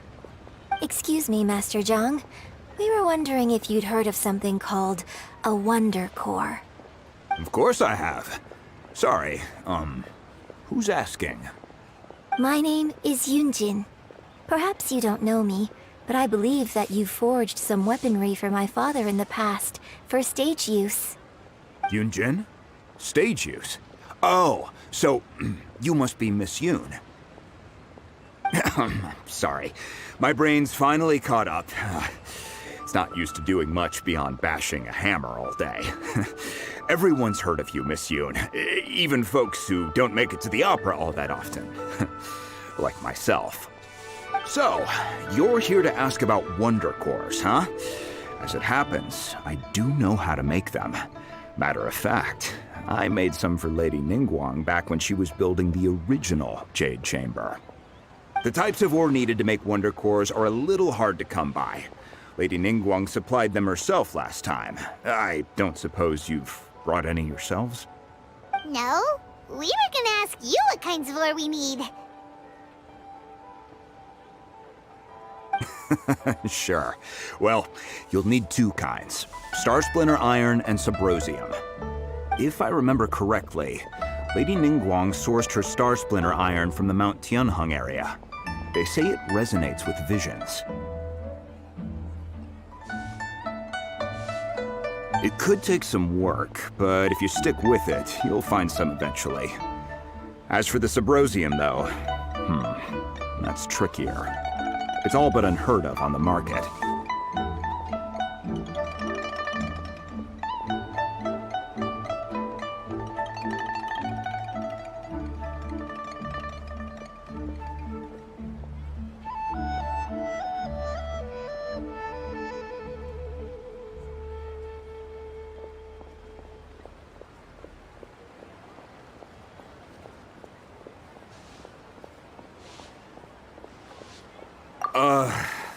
I'm really not sure. Sorry. What I've heard is that the people around Mount Tianheng have some sort of magic trick that can pinpoint the location of the stuff. Of course, it's probably just hearsay. If you want my advice, start by looking for Star Splinter Iron around Mount Tianheng. And if you run into any locals, ask them a few questions about Subrosium. Mount Tianheng. Interestingly enough, the story of the divine damsel of devastation also takes place on that mountain. I hear the view there is quite spectacular. A favorite destination of the Adepti, in fact. Perhaps it can give me some inspiration. Let's not delay. We should head straight there.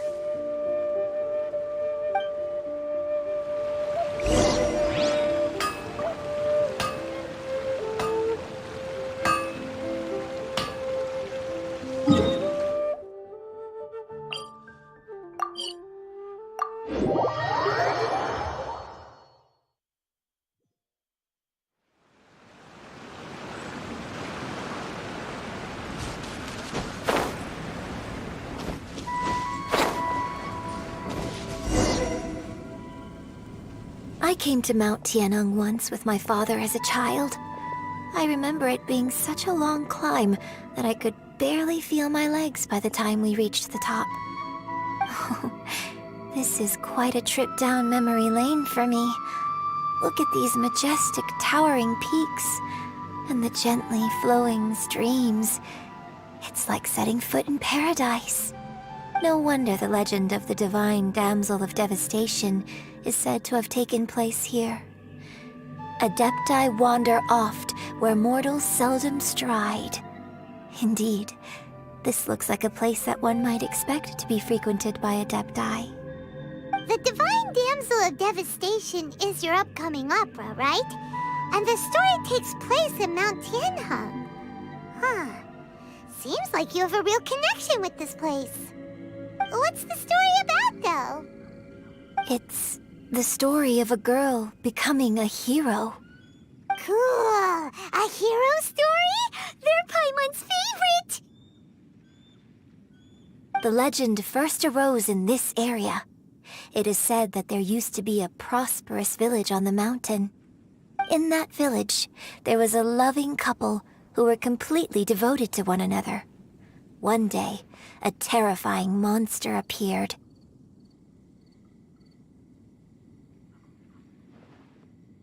The wife was out collecting herbs and was captured by the monster. Her husband was so distraught at the news that it broke his spirit and drove him to madness.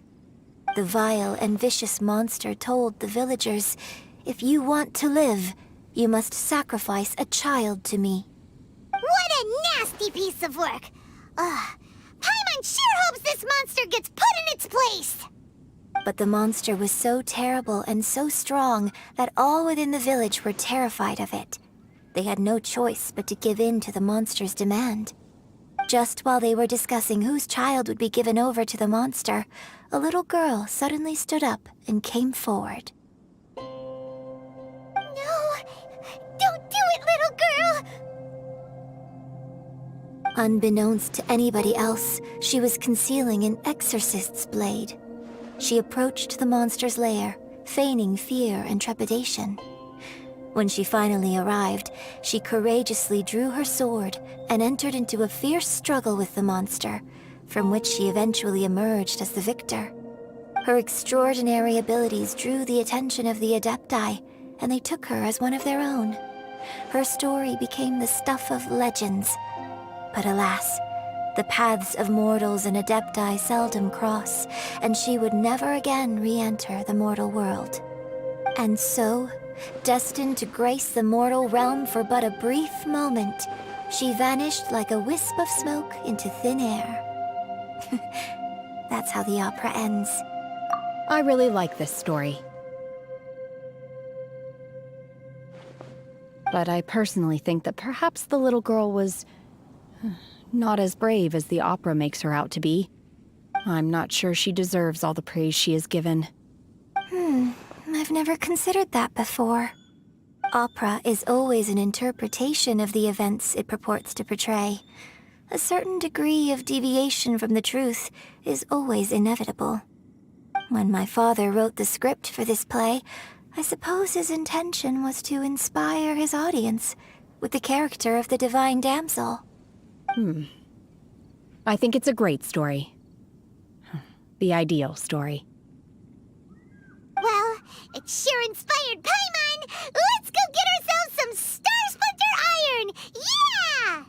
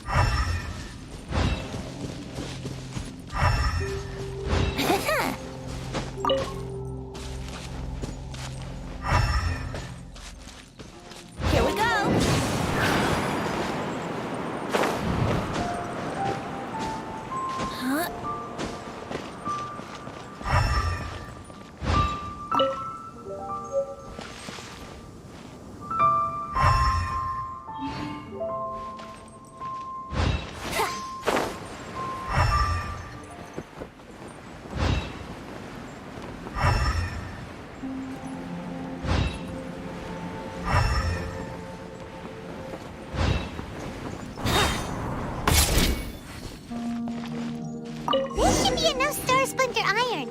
Now we just need to find that Subrosium. I think I saw a village on our way here. Master Zhang said we should ask the locals for help. Why don't we try there? Hey, there really is someone here. Yunjin, looks like you were right. Excuse us, sir. Can we ask you something? Huh.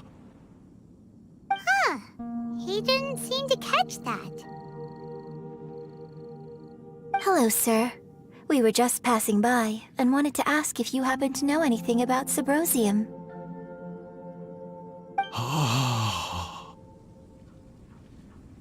Is he trying to tell us to look for clues in the village? Well, whatever. Guess we're on our own here. Shenhua, Yunjin, let's have a look around. Sorry, you can go ahead without me. I'd like to have a word with this gentleman. If that's okay with you, Uncle Mingjin. It's... Shenhe. Shenhe. You're alive. The rumors were true. So, all these years? I'm sorry, I don't know how to find Subrosium, but I think you can find some information in the village. This place is deserted now. No one ever comes here. So you can rummage around all you want. Huh? You know this guy, Shenhua? Thank you, kind sir. We'll go and take a look around. Don't worry. Mingjin has no ill intention towards Miss Shenhe. She'll be quite safe. Okay, then let's see what we can find in this village.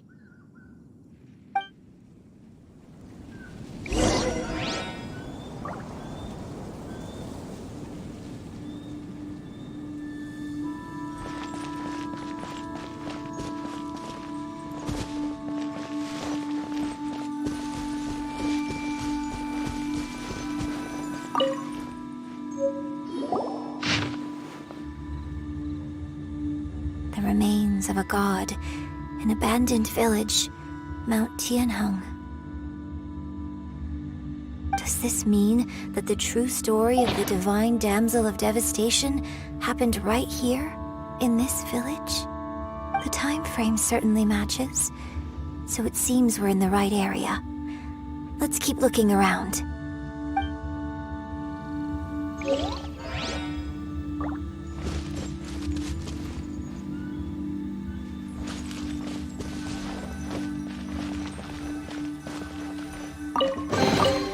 What a find!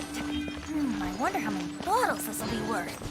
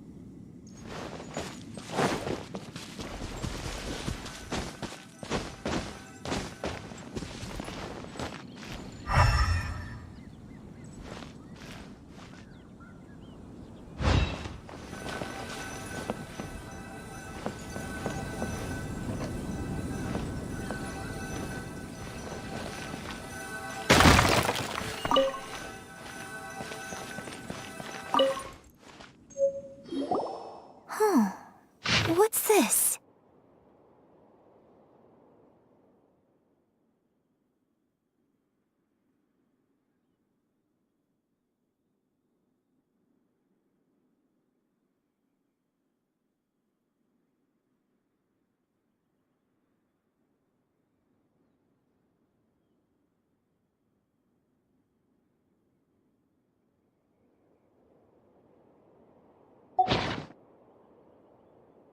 So, Shenhe is the Divine Damsel? Now that I think about it, she does behave rather like an Adeptus, and she is about the right age. So that's why I've been getting the strangest feeling whenever I chat with her. I should have noticed it earlier. According to this text, the divine damsel from the opera was actually the daughter of the loving couple. And she didn't volunteer. She was sacrificed to the monster by her own father. Oh, the truth is even more lamentable than the opera. Now I understand why Shenhe said the girl was not as brave as people think. It wasn't her choice to enter that ghastly situation. She was forced into it. Oh, it looks like my father may need to make a few revisions to his beloved opera. We've looked everywhere, but still no mention of Sabrosium. Let's have a look over there.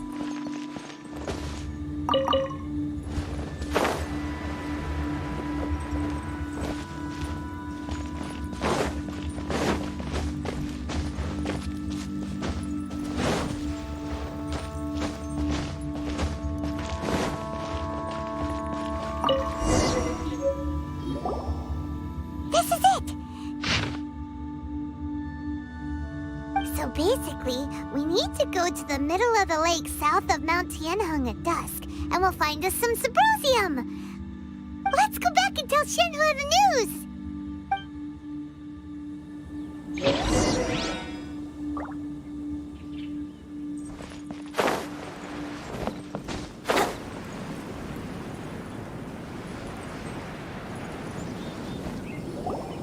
One year when I was back visiting, I heard a story about a white-haired adeptus from a merchant passing by. I never imagined it was you. I was a very close friend of your father's. I could have stopped him from performing the summoning ritual. I had plenty of chances, but I couldn't bring myself to stand up to him. I just let things happen, let it all escalate. And, well, we all know how that story ended. I bring flowers back here every year. And each time I wish I had a chance to apologize to you.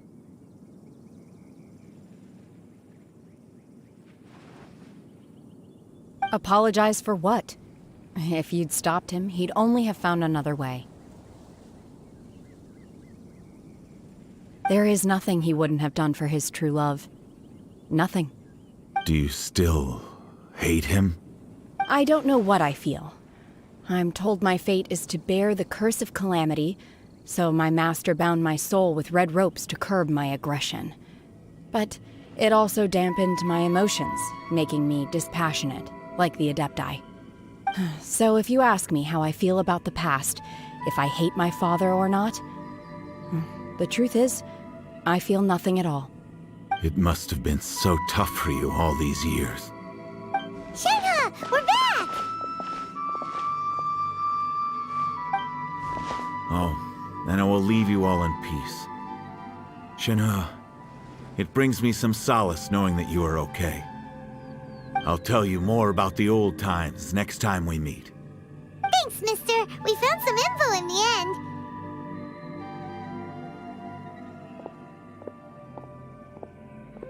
Shenhe, look! This tells us how to find Sabrosium. All we gotta do is go to the middle of that lake! Let's go then.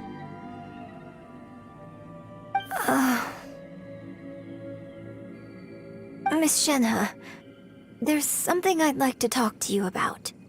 Just now, in the village, we found your father's diary. It turns out that many of the details in the Divine Damsel of Devastation are not true to the facts. So I'd like to change them. Why?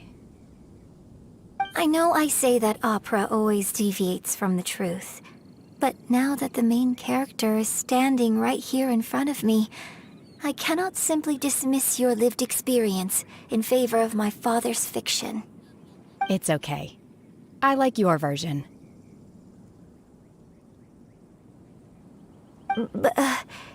Huh? My master once said that the day I learn how to use my strength for the good of others is the day that I can truly become part of human society. So I hope that one day I might be brave enough to stand up and protect others, just like the girl in the opera. But I've never thought this way before, and I wonder whether I will continue to think in this way. Don't worry. I believe you will. In fact, I think maybe you've already started to become the person you aspire to be. You just haven't had the opportunity to see it for yourself yet.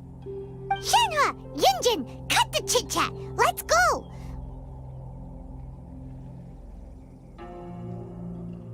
We can't let someone else beat us to it!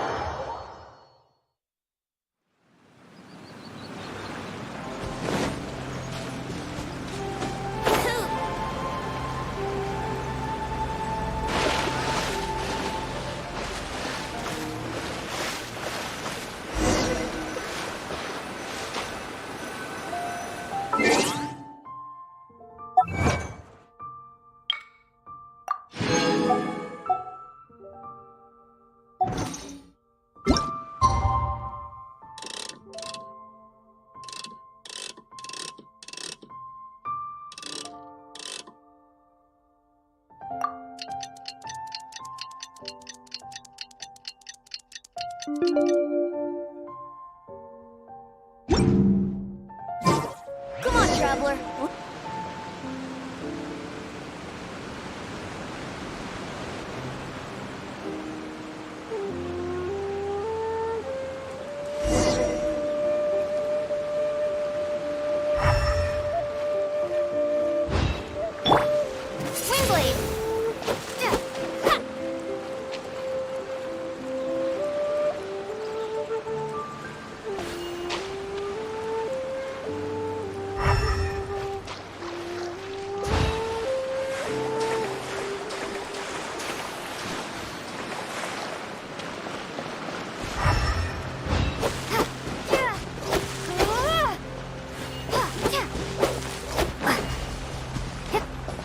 That's everything we need! Let's head back and report in!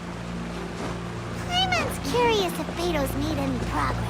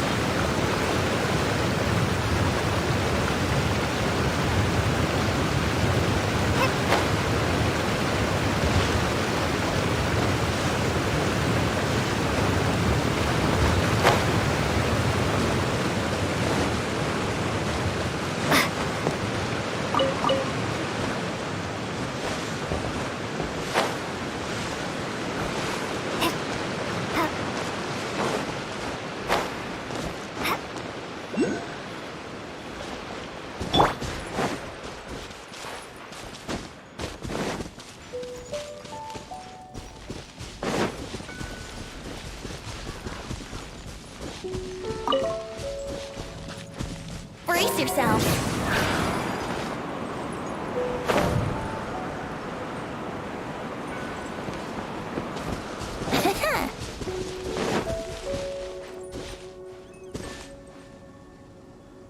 Let's play.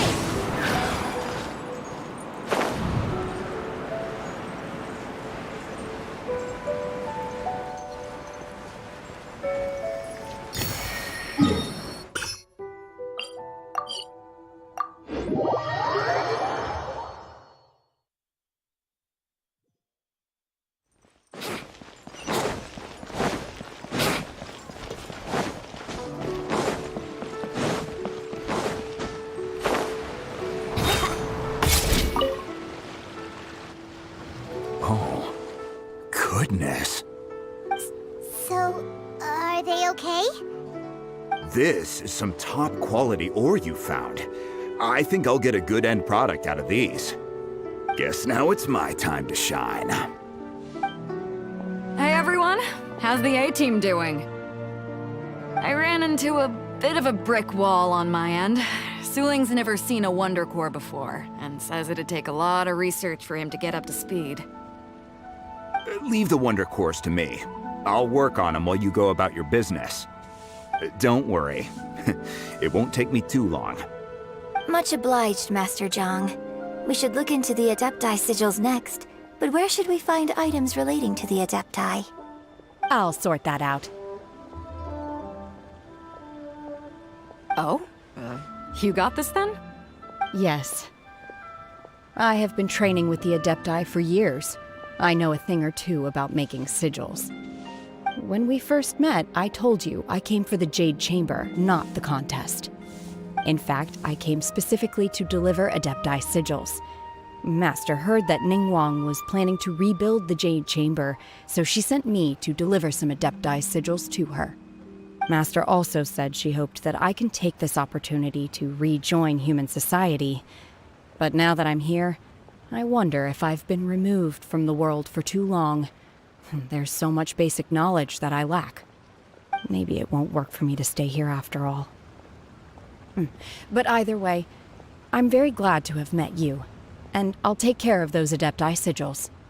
Without knowing the ins and outs of your situation, I can't say whether you should stay or not. But now that our paths have crossed, we'll always have a connection. So if you're ever feeling down, come find me on my ship. There'll be a drink waiting for you. Thank you. So, Master Zhang, I'll need to use your facilities to make the sigils. Fine by me. I'm actually curious to see how the Adepti arts work. Maybe I'll learn something.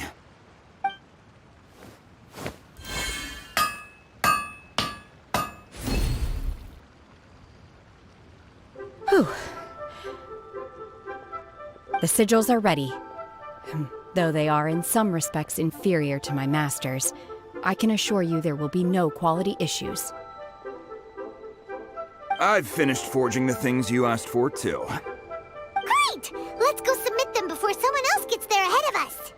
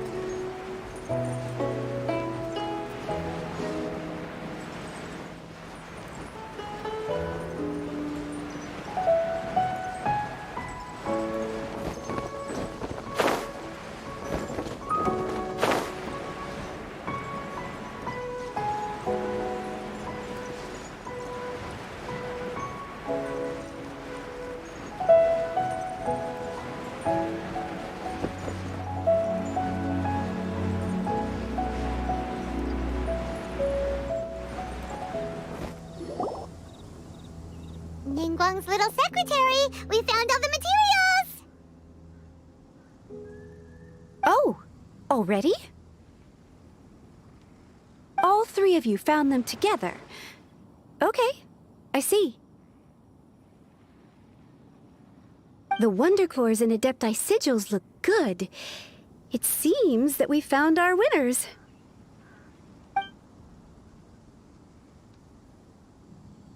I hereby announce that the winners of this material procurement contest are the Traveler, Yunjin, and Beidou. What?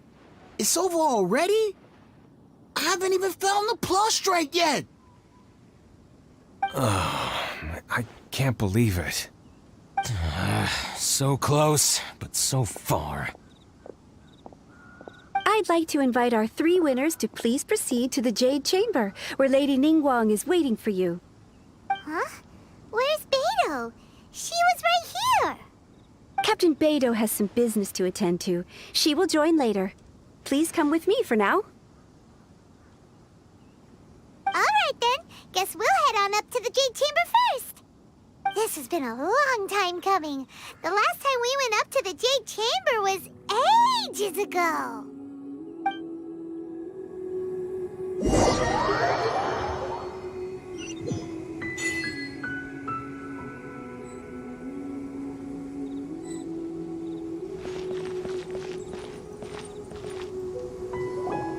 Combine the Adepti sigils with the Wonder Cores and insert them into the Jade Chamber's control compartment. The construction of the new Jade Chamber is now officially complete. Once the tethers are released, it will soar into the sky. Thank you all for your work. Now it is time for me to fulfill my promise. Yeah! Miss Yun, I've already heard something about the reason for your involvement. You are looking for a venue for your new opera, aren't you? That's right. Lady Ningguang, I would like to hear your opinion. The unveiling of Miss Yun's grand new opera surely requires a venue of equal grandeur. So what would you say if I proposed that we stage your first performance right here, in the newly built Jade Chamber? The Jade Chamber offers a splendid panoramic view of the mountains and the bustling city. It is fitting for the finest performance to be hosted in the heavens. I can think of no better stage for you than here, Miss Yun. Thank you, Lady Ningguang. Then I will prepare my props and other articles shortly. Please allow me to bring all these aboard the Jade Chamber. You're quite welcome. It's truly what a good opera deserves. A traveler, Shenhe, Paimon, I'll be leaving now. Do come and see my play when the time comes. You're next. What is your question? I should clarify. I do not know your brother's whereabouts. Please, don't waste your question on this matter. Wow, you're a mind reader, Ningguang. Oh well, guess Paimon will ask a question then. Managing a successful business is not as simple as you might think. Capital, connections, sensitivity to the trends, and instinct for what is a good opportunity. All of these traits are crucial. If you want to know how to make money, I will honor our agreement and give you an answer. But that is not to say that it will work for you. Wow, Paimon hadn't even asked the question yet. Your question was written all over your face. Now look, you helped me rebuild the Jade Chamber, and I intend to repay you handsomely for it. So I promise you that should you one day require financial assistance, you may seek employment here. I will pay you at the highest rate of remuneration. Oh, great!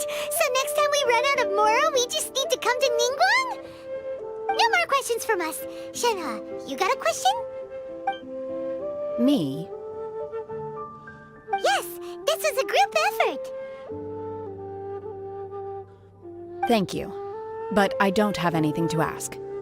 Are you sure? This is a once-in-a-lifetime opportunity. I'd urge you not to squander it. Yeah, just don't waste it. Hold on a second. Paimon can probably think of another one. Lady Ningguang, do you think I can ever fit in Liyue Harbor? Now that is an interesting question. Liyue Harbor is very inclusive. As long as you respect the rules here, you will not be turned away. So, the key is whether or not you yourself can develop a sense of belonging in Liyue Harbor. Huh. A sense of belonging? Yes. To become fond of a place, to feel part of it, it always requires a reason. Perhaps someone you've met, or something you've experienced here. Or perhaps you enjoy the atmosphere of Liyue, and you will become accustomed to it. In short, everyone needs a reason to stay.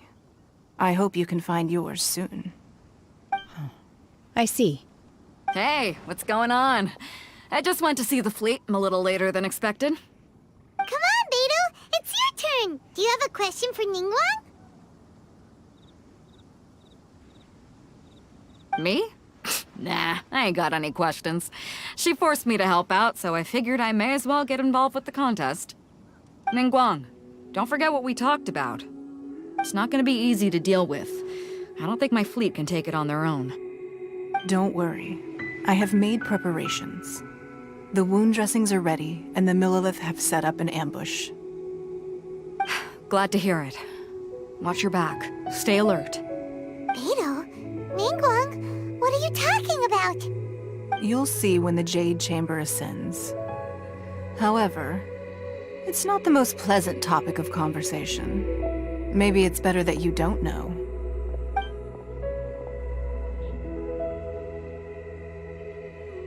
When I first set foot in the Jade Chamber, I stood at the edge of the platform and looked down upon Liyue Harbor far below.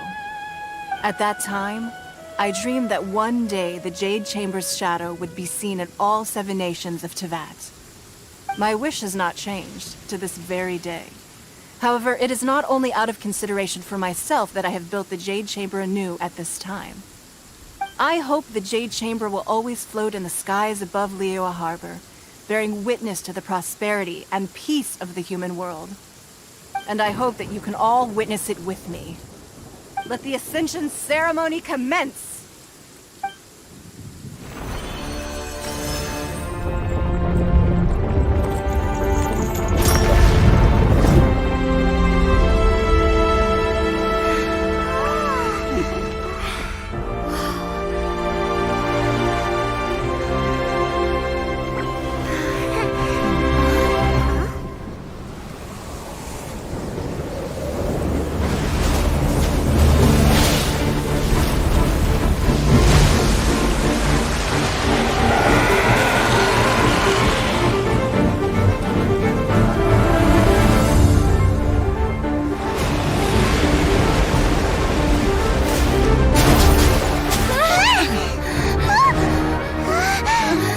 Right on cue. The Avenger of the Vortex, Baish. Who is that? Osial's wife. Final follower of the Overlord of the Vortex. Sounds like you knew this was coming! Beidou sensed something was stirring in the deep. She warned me months ago. Knowing she harbors hatred toward the Jade Chamber, I chose to rebuild it now as a way of drawing her out. Got it! Well, let's go fetch the Adepti! No. Huh? In this human age, the people of Liyue must find a way to overcome this crisis on our strength alone!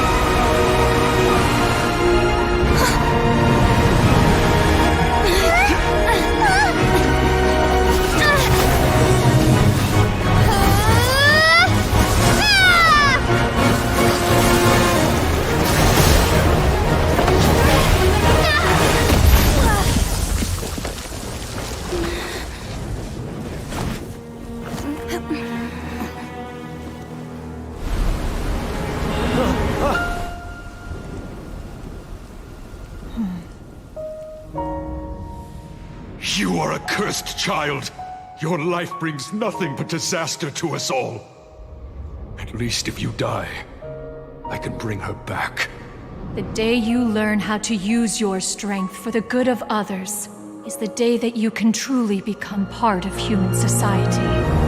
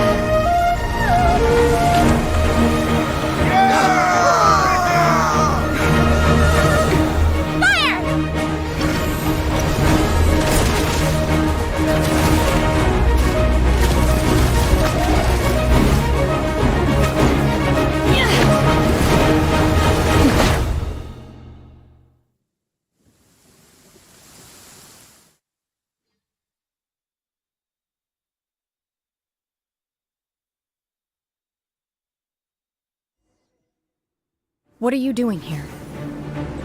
We can't let you be the only one taking this risk! I hardly see this as a great risk. The people of Liyue Harbor are well prepared, and she is already badly injured. Only sheer willpower is keeping her alive. I may be nearing the end of my stamina, but in a fight to the death, I think I have the upper hand.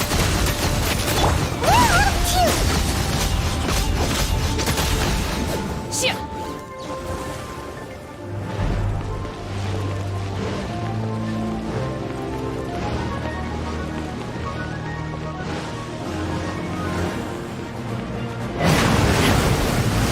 Manifest!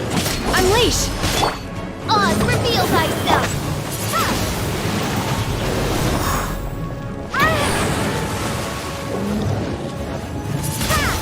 I summon thee!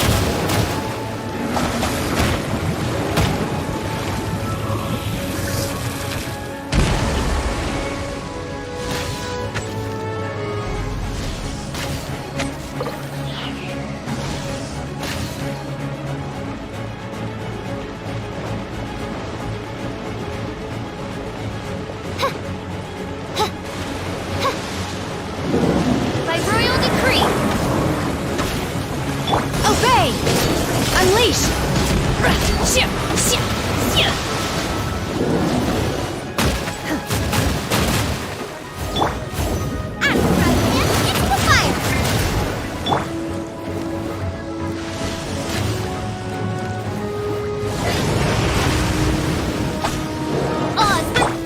Nice and spicy! Brace yourself! Manifest!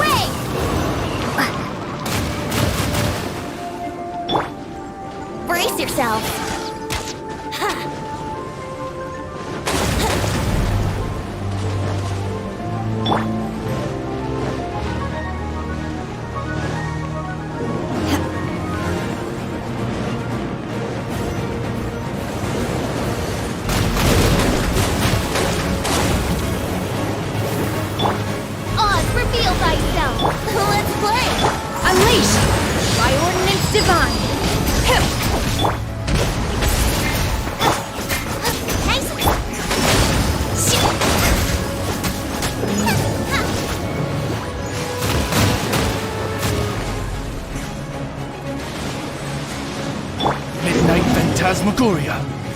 Luba, get them!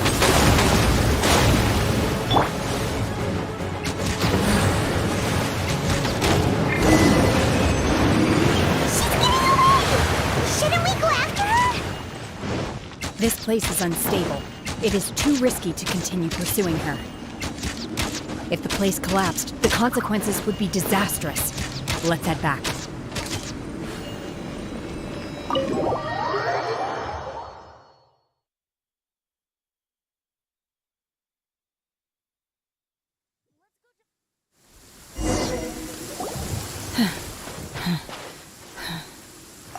I'm just a little exhausted. Otherwise, fine. I wanted to deal with it myself. I didn't expect you to follow me. Don't worry. She's not coming back anytime soon. After an injury like that, she'll likely seek refuge somewhere else. How did things go underwater? It's been dealt with. She was injured before entering the water.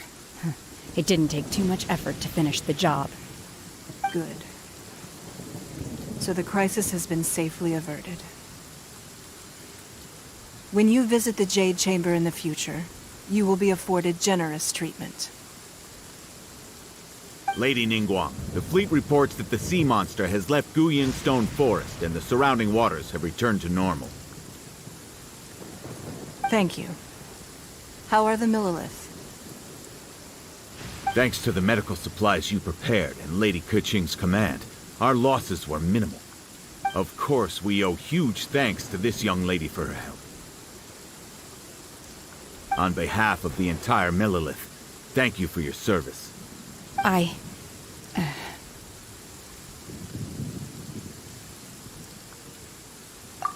Great. Then next time I watch Miss Yun's opera, I'll be able to take the compliments. I wasn't trying to be a hero, though. I just wanted to protect you. Let the soldiers recuperate, but don't let your guard down.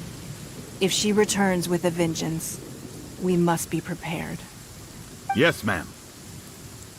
You've been monitoring us for some time now. I trust you've reached a conclusion. You wish to hear one's opinion. Well, things would have hardly gone so smoothly had it not been for Shenhe. That I do not deny. However, final victory was always going to be ours, even had things been a little more arduous. If it came to it, I could always destroy another Jade Chamber. One has observed your adaptation of the Guizhong Ballista, and find oneself compelled to admit that you have evidenced some degree of novel thinking. You have learned from past failures and prepared for this crisis in advance. This is considerable progress compared to the last time. Hence, on balance, one finds your performance during this trial satisfactory enough. But there will no doubt be further trials to come in the future. Do not suppose that one will not continue observing you hereafter.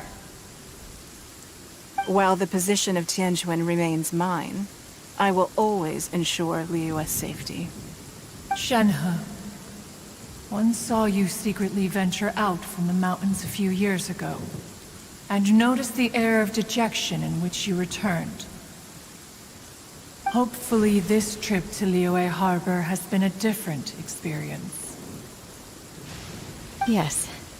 I can't explain it, but I feel happier than I expected. Good. Traveler, please take good care of Shenhe. She is a dear child. In fact, one has many fond memories of Shenhe's childhood that she may be interested to hear about. There'll be no need for that. Oh. They are all like this. Fine. Since you care not to listen, one shan't be telling you. One shall be going homeward now. Please, have a good rest. Come to the Jade Chamber when you have recovered your energy. We must celebrate both the completion of the Jade Chamber and the fact that Liyue has weathered another crisis. This banquet must be the most spectacular ever.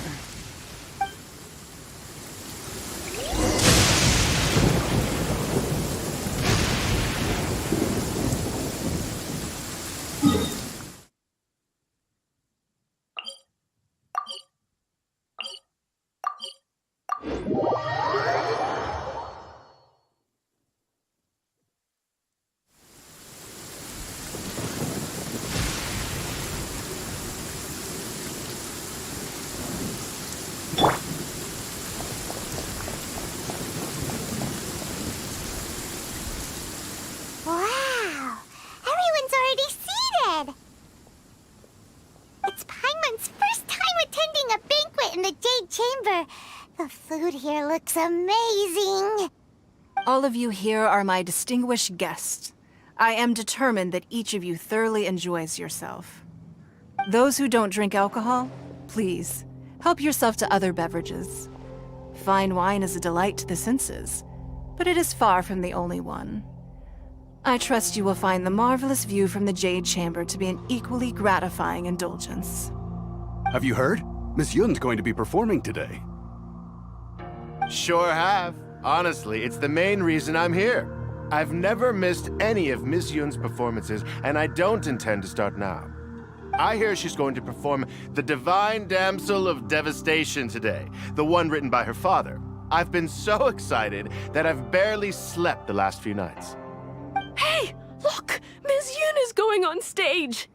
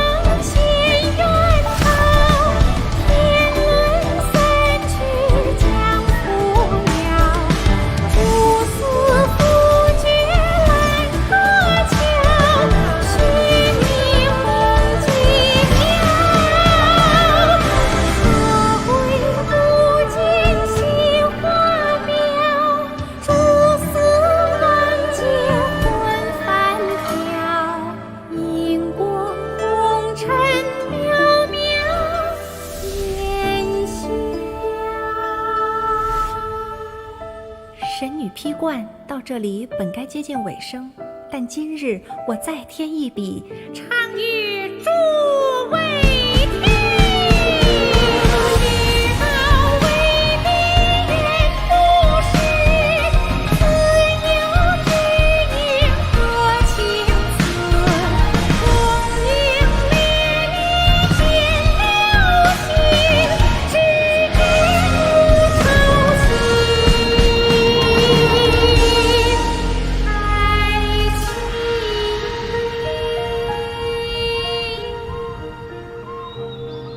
彼时鹤归，茫茫天地无依靠，孤身离去。今日再会，新朋旧友坐满堂，共聚此时。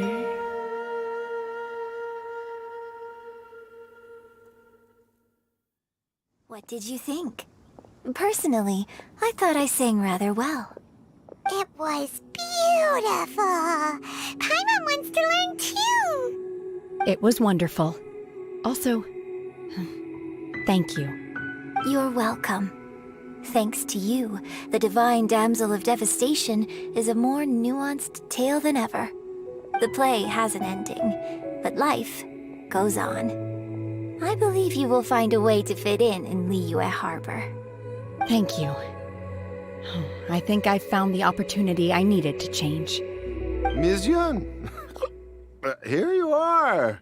Great to see you. Huh? Hey, this young lady with the white hair looks like some kind of VIP. Yeah, that's it, like an Adeptus. Wait, you're the girl from the opera, aren't you? The Divine Damsel herself. And look who else we have here, the illustrious traveler. Well, I'll be. This was definitely worth showing up for.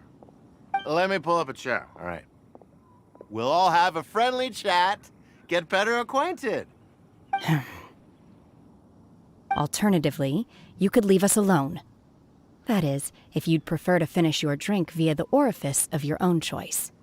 Uh-oh, this feels all too familiar. Shenhe's back to her old self again. Hey, what are you doing? Calm down, Shenhe. Calm down.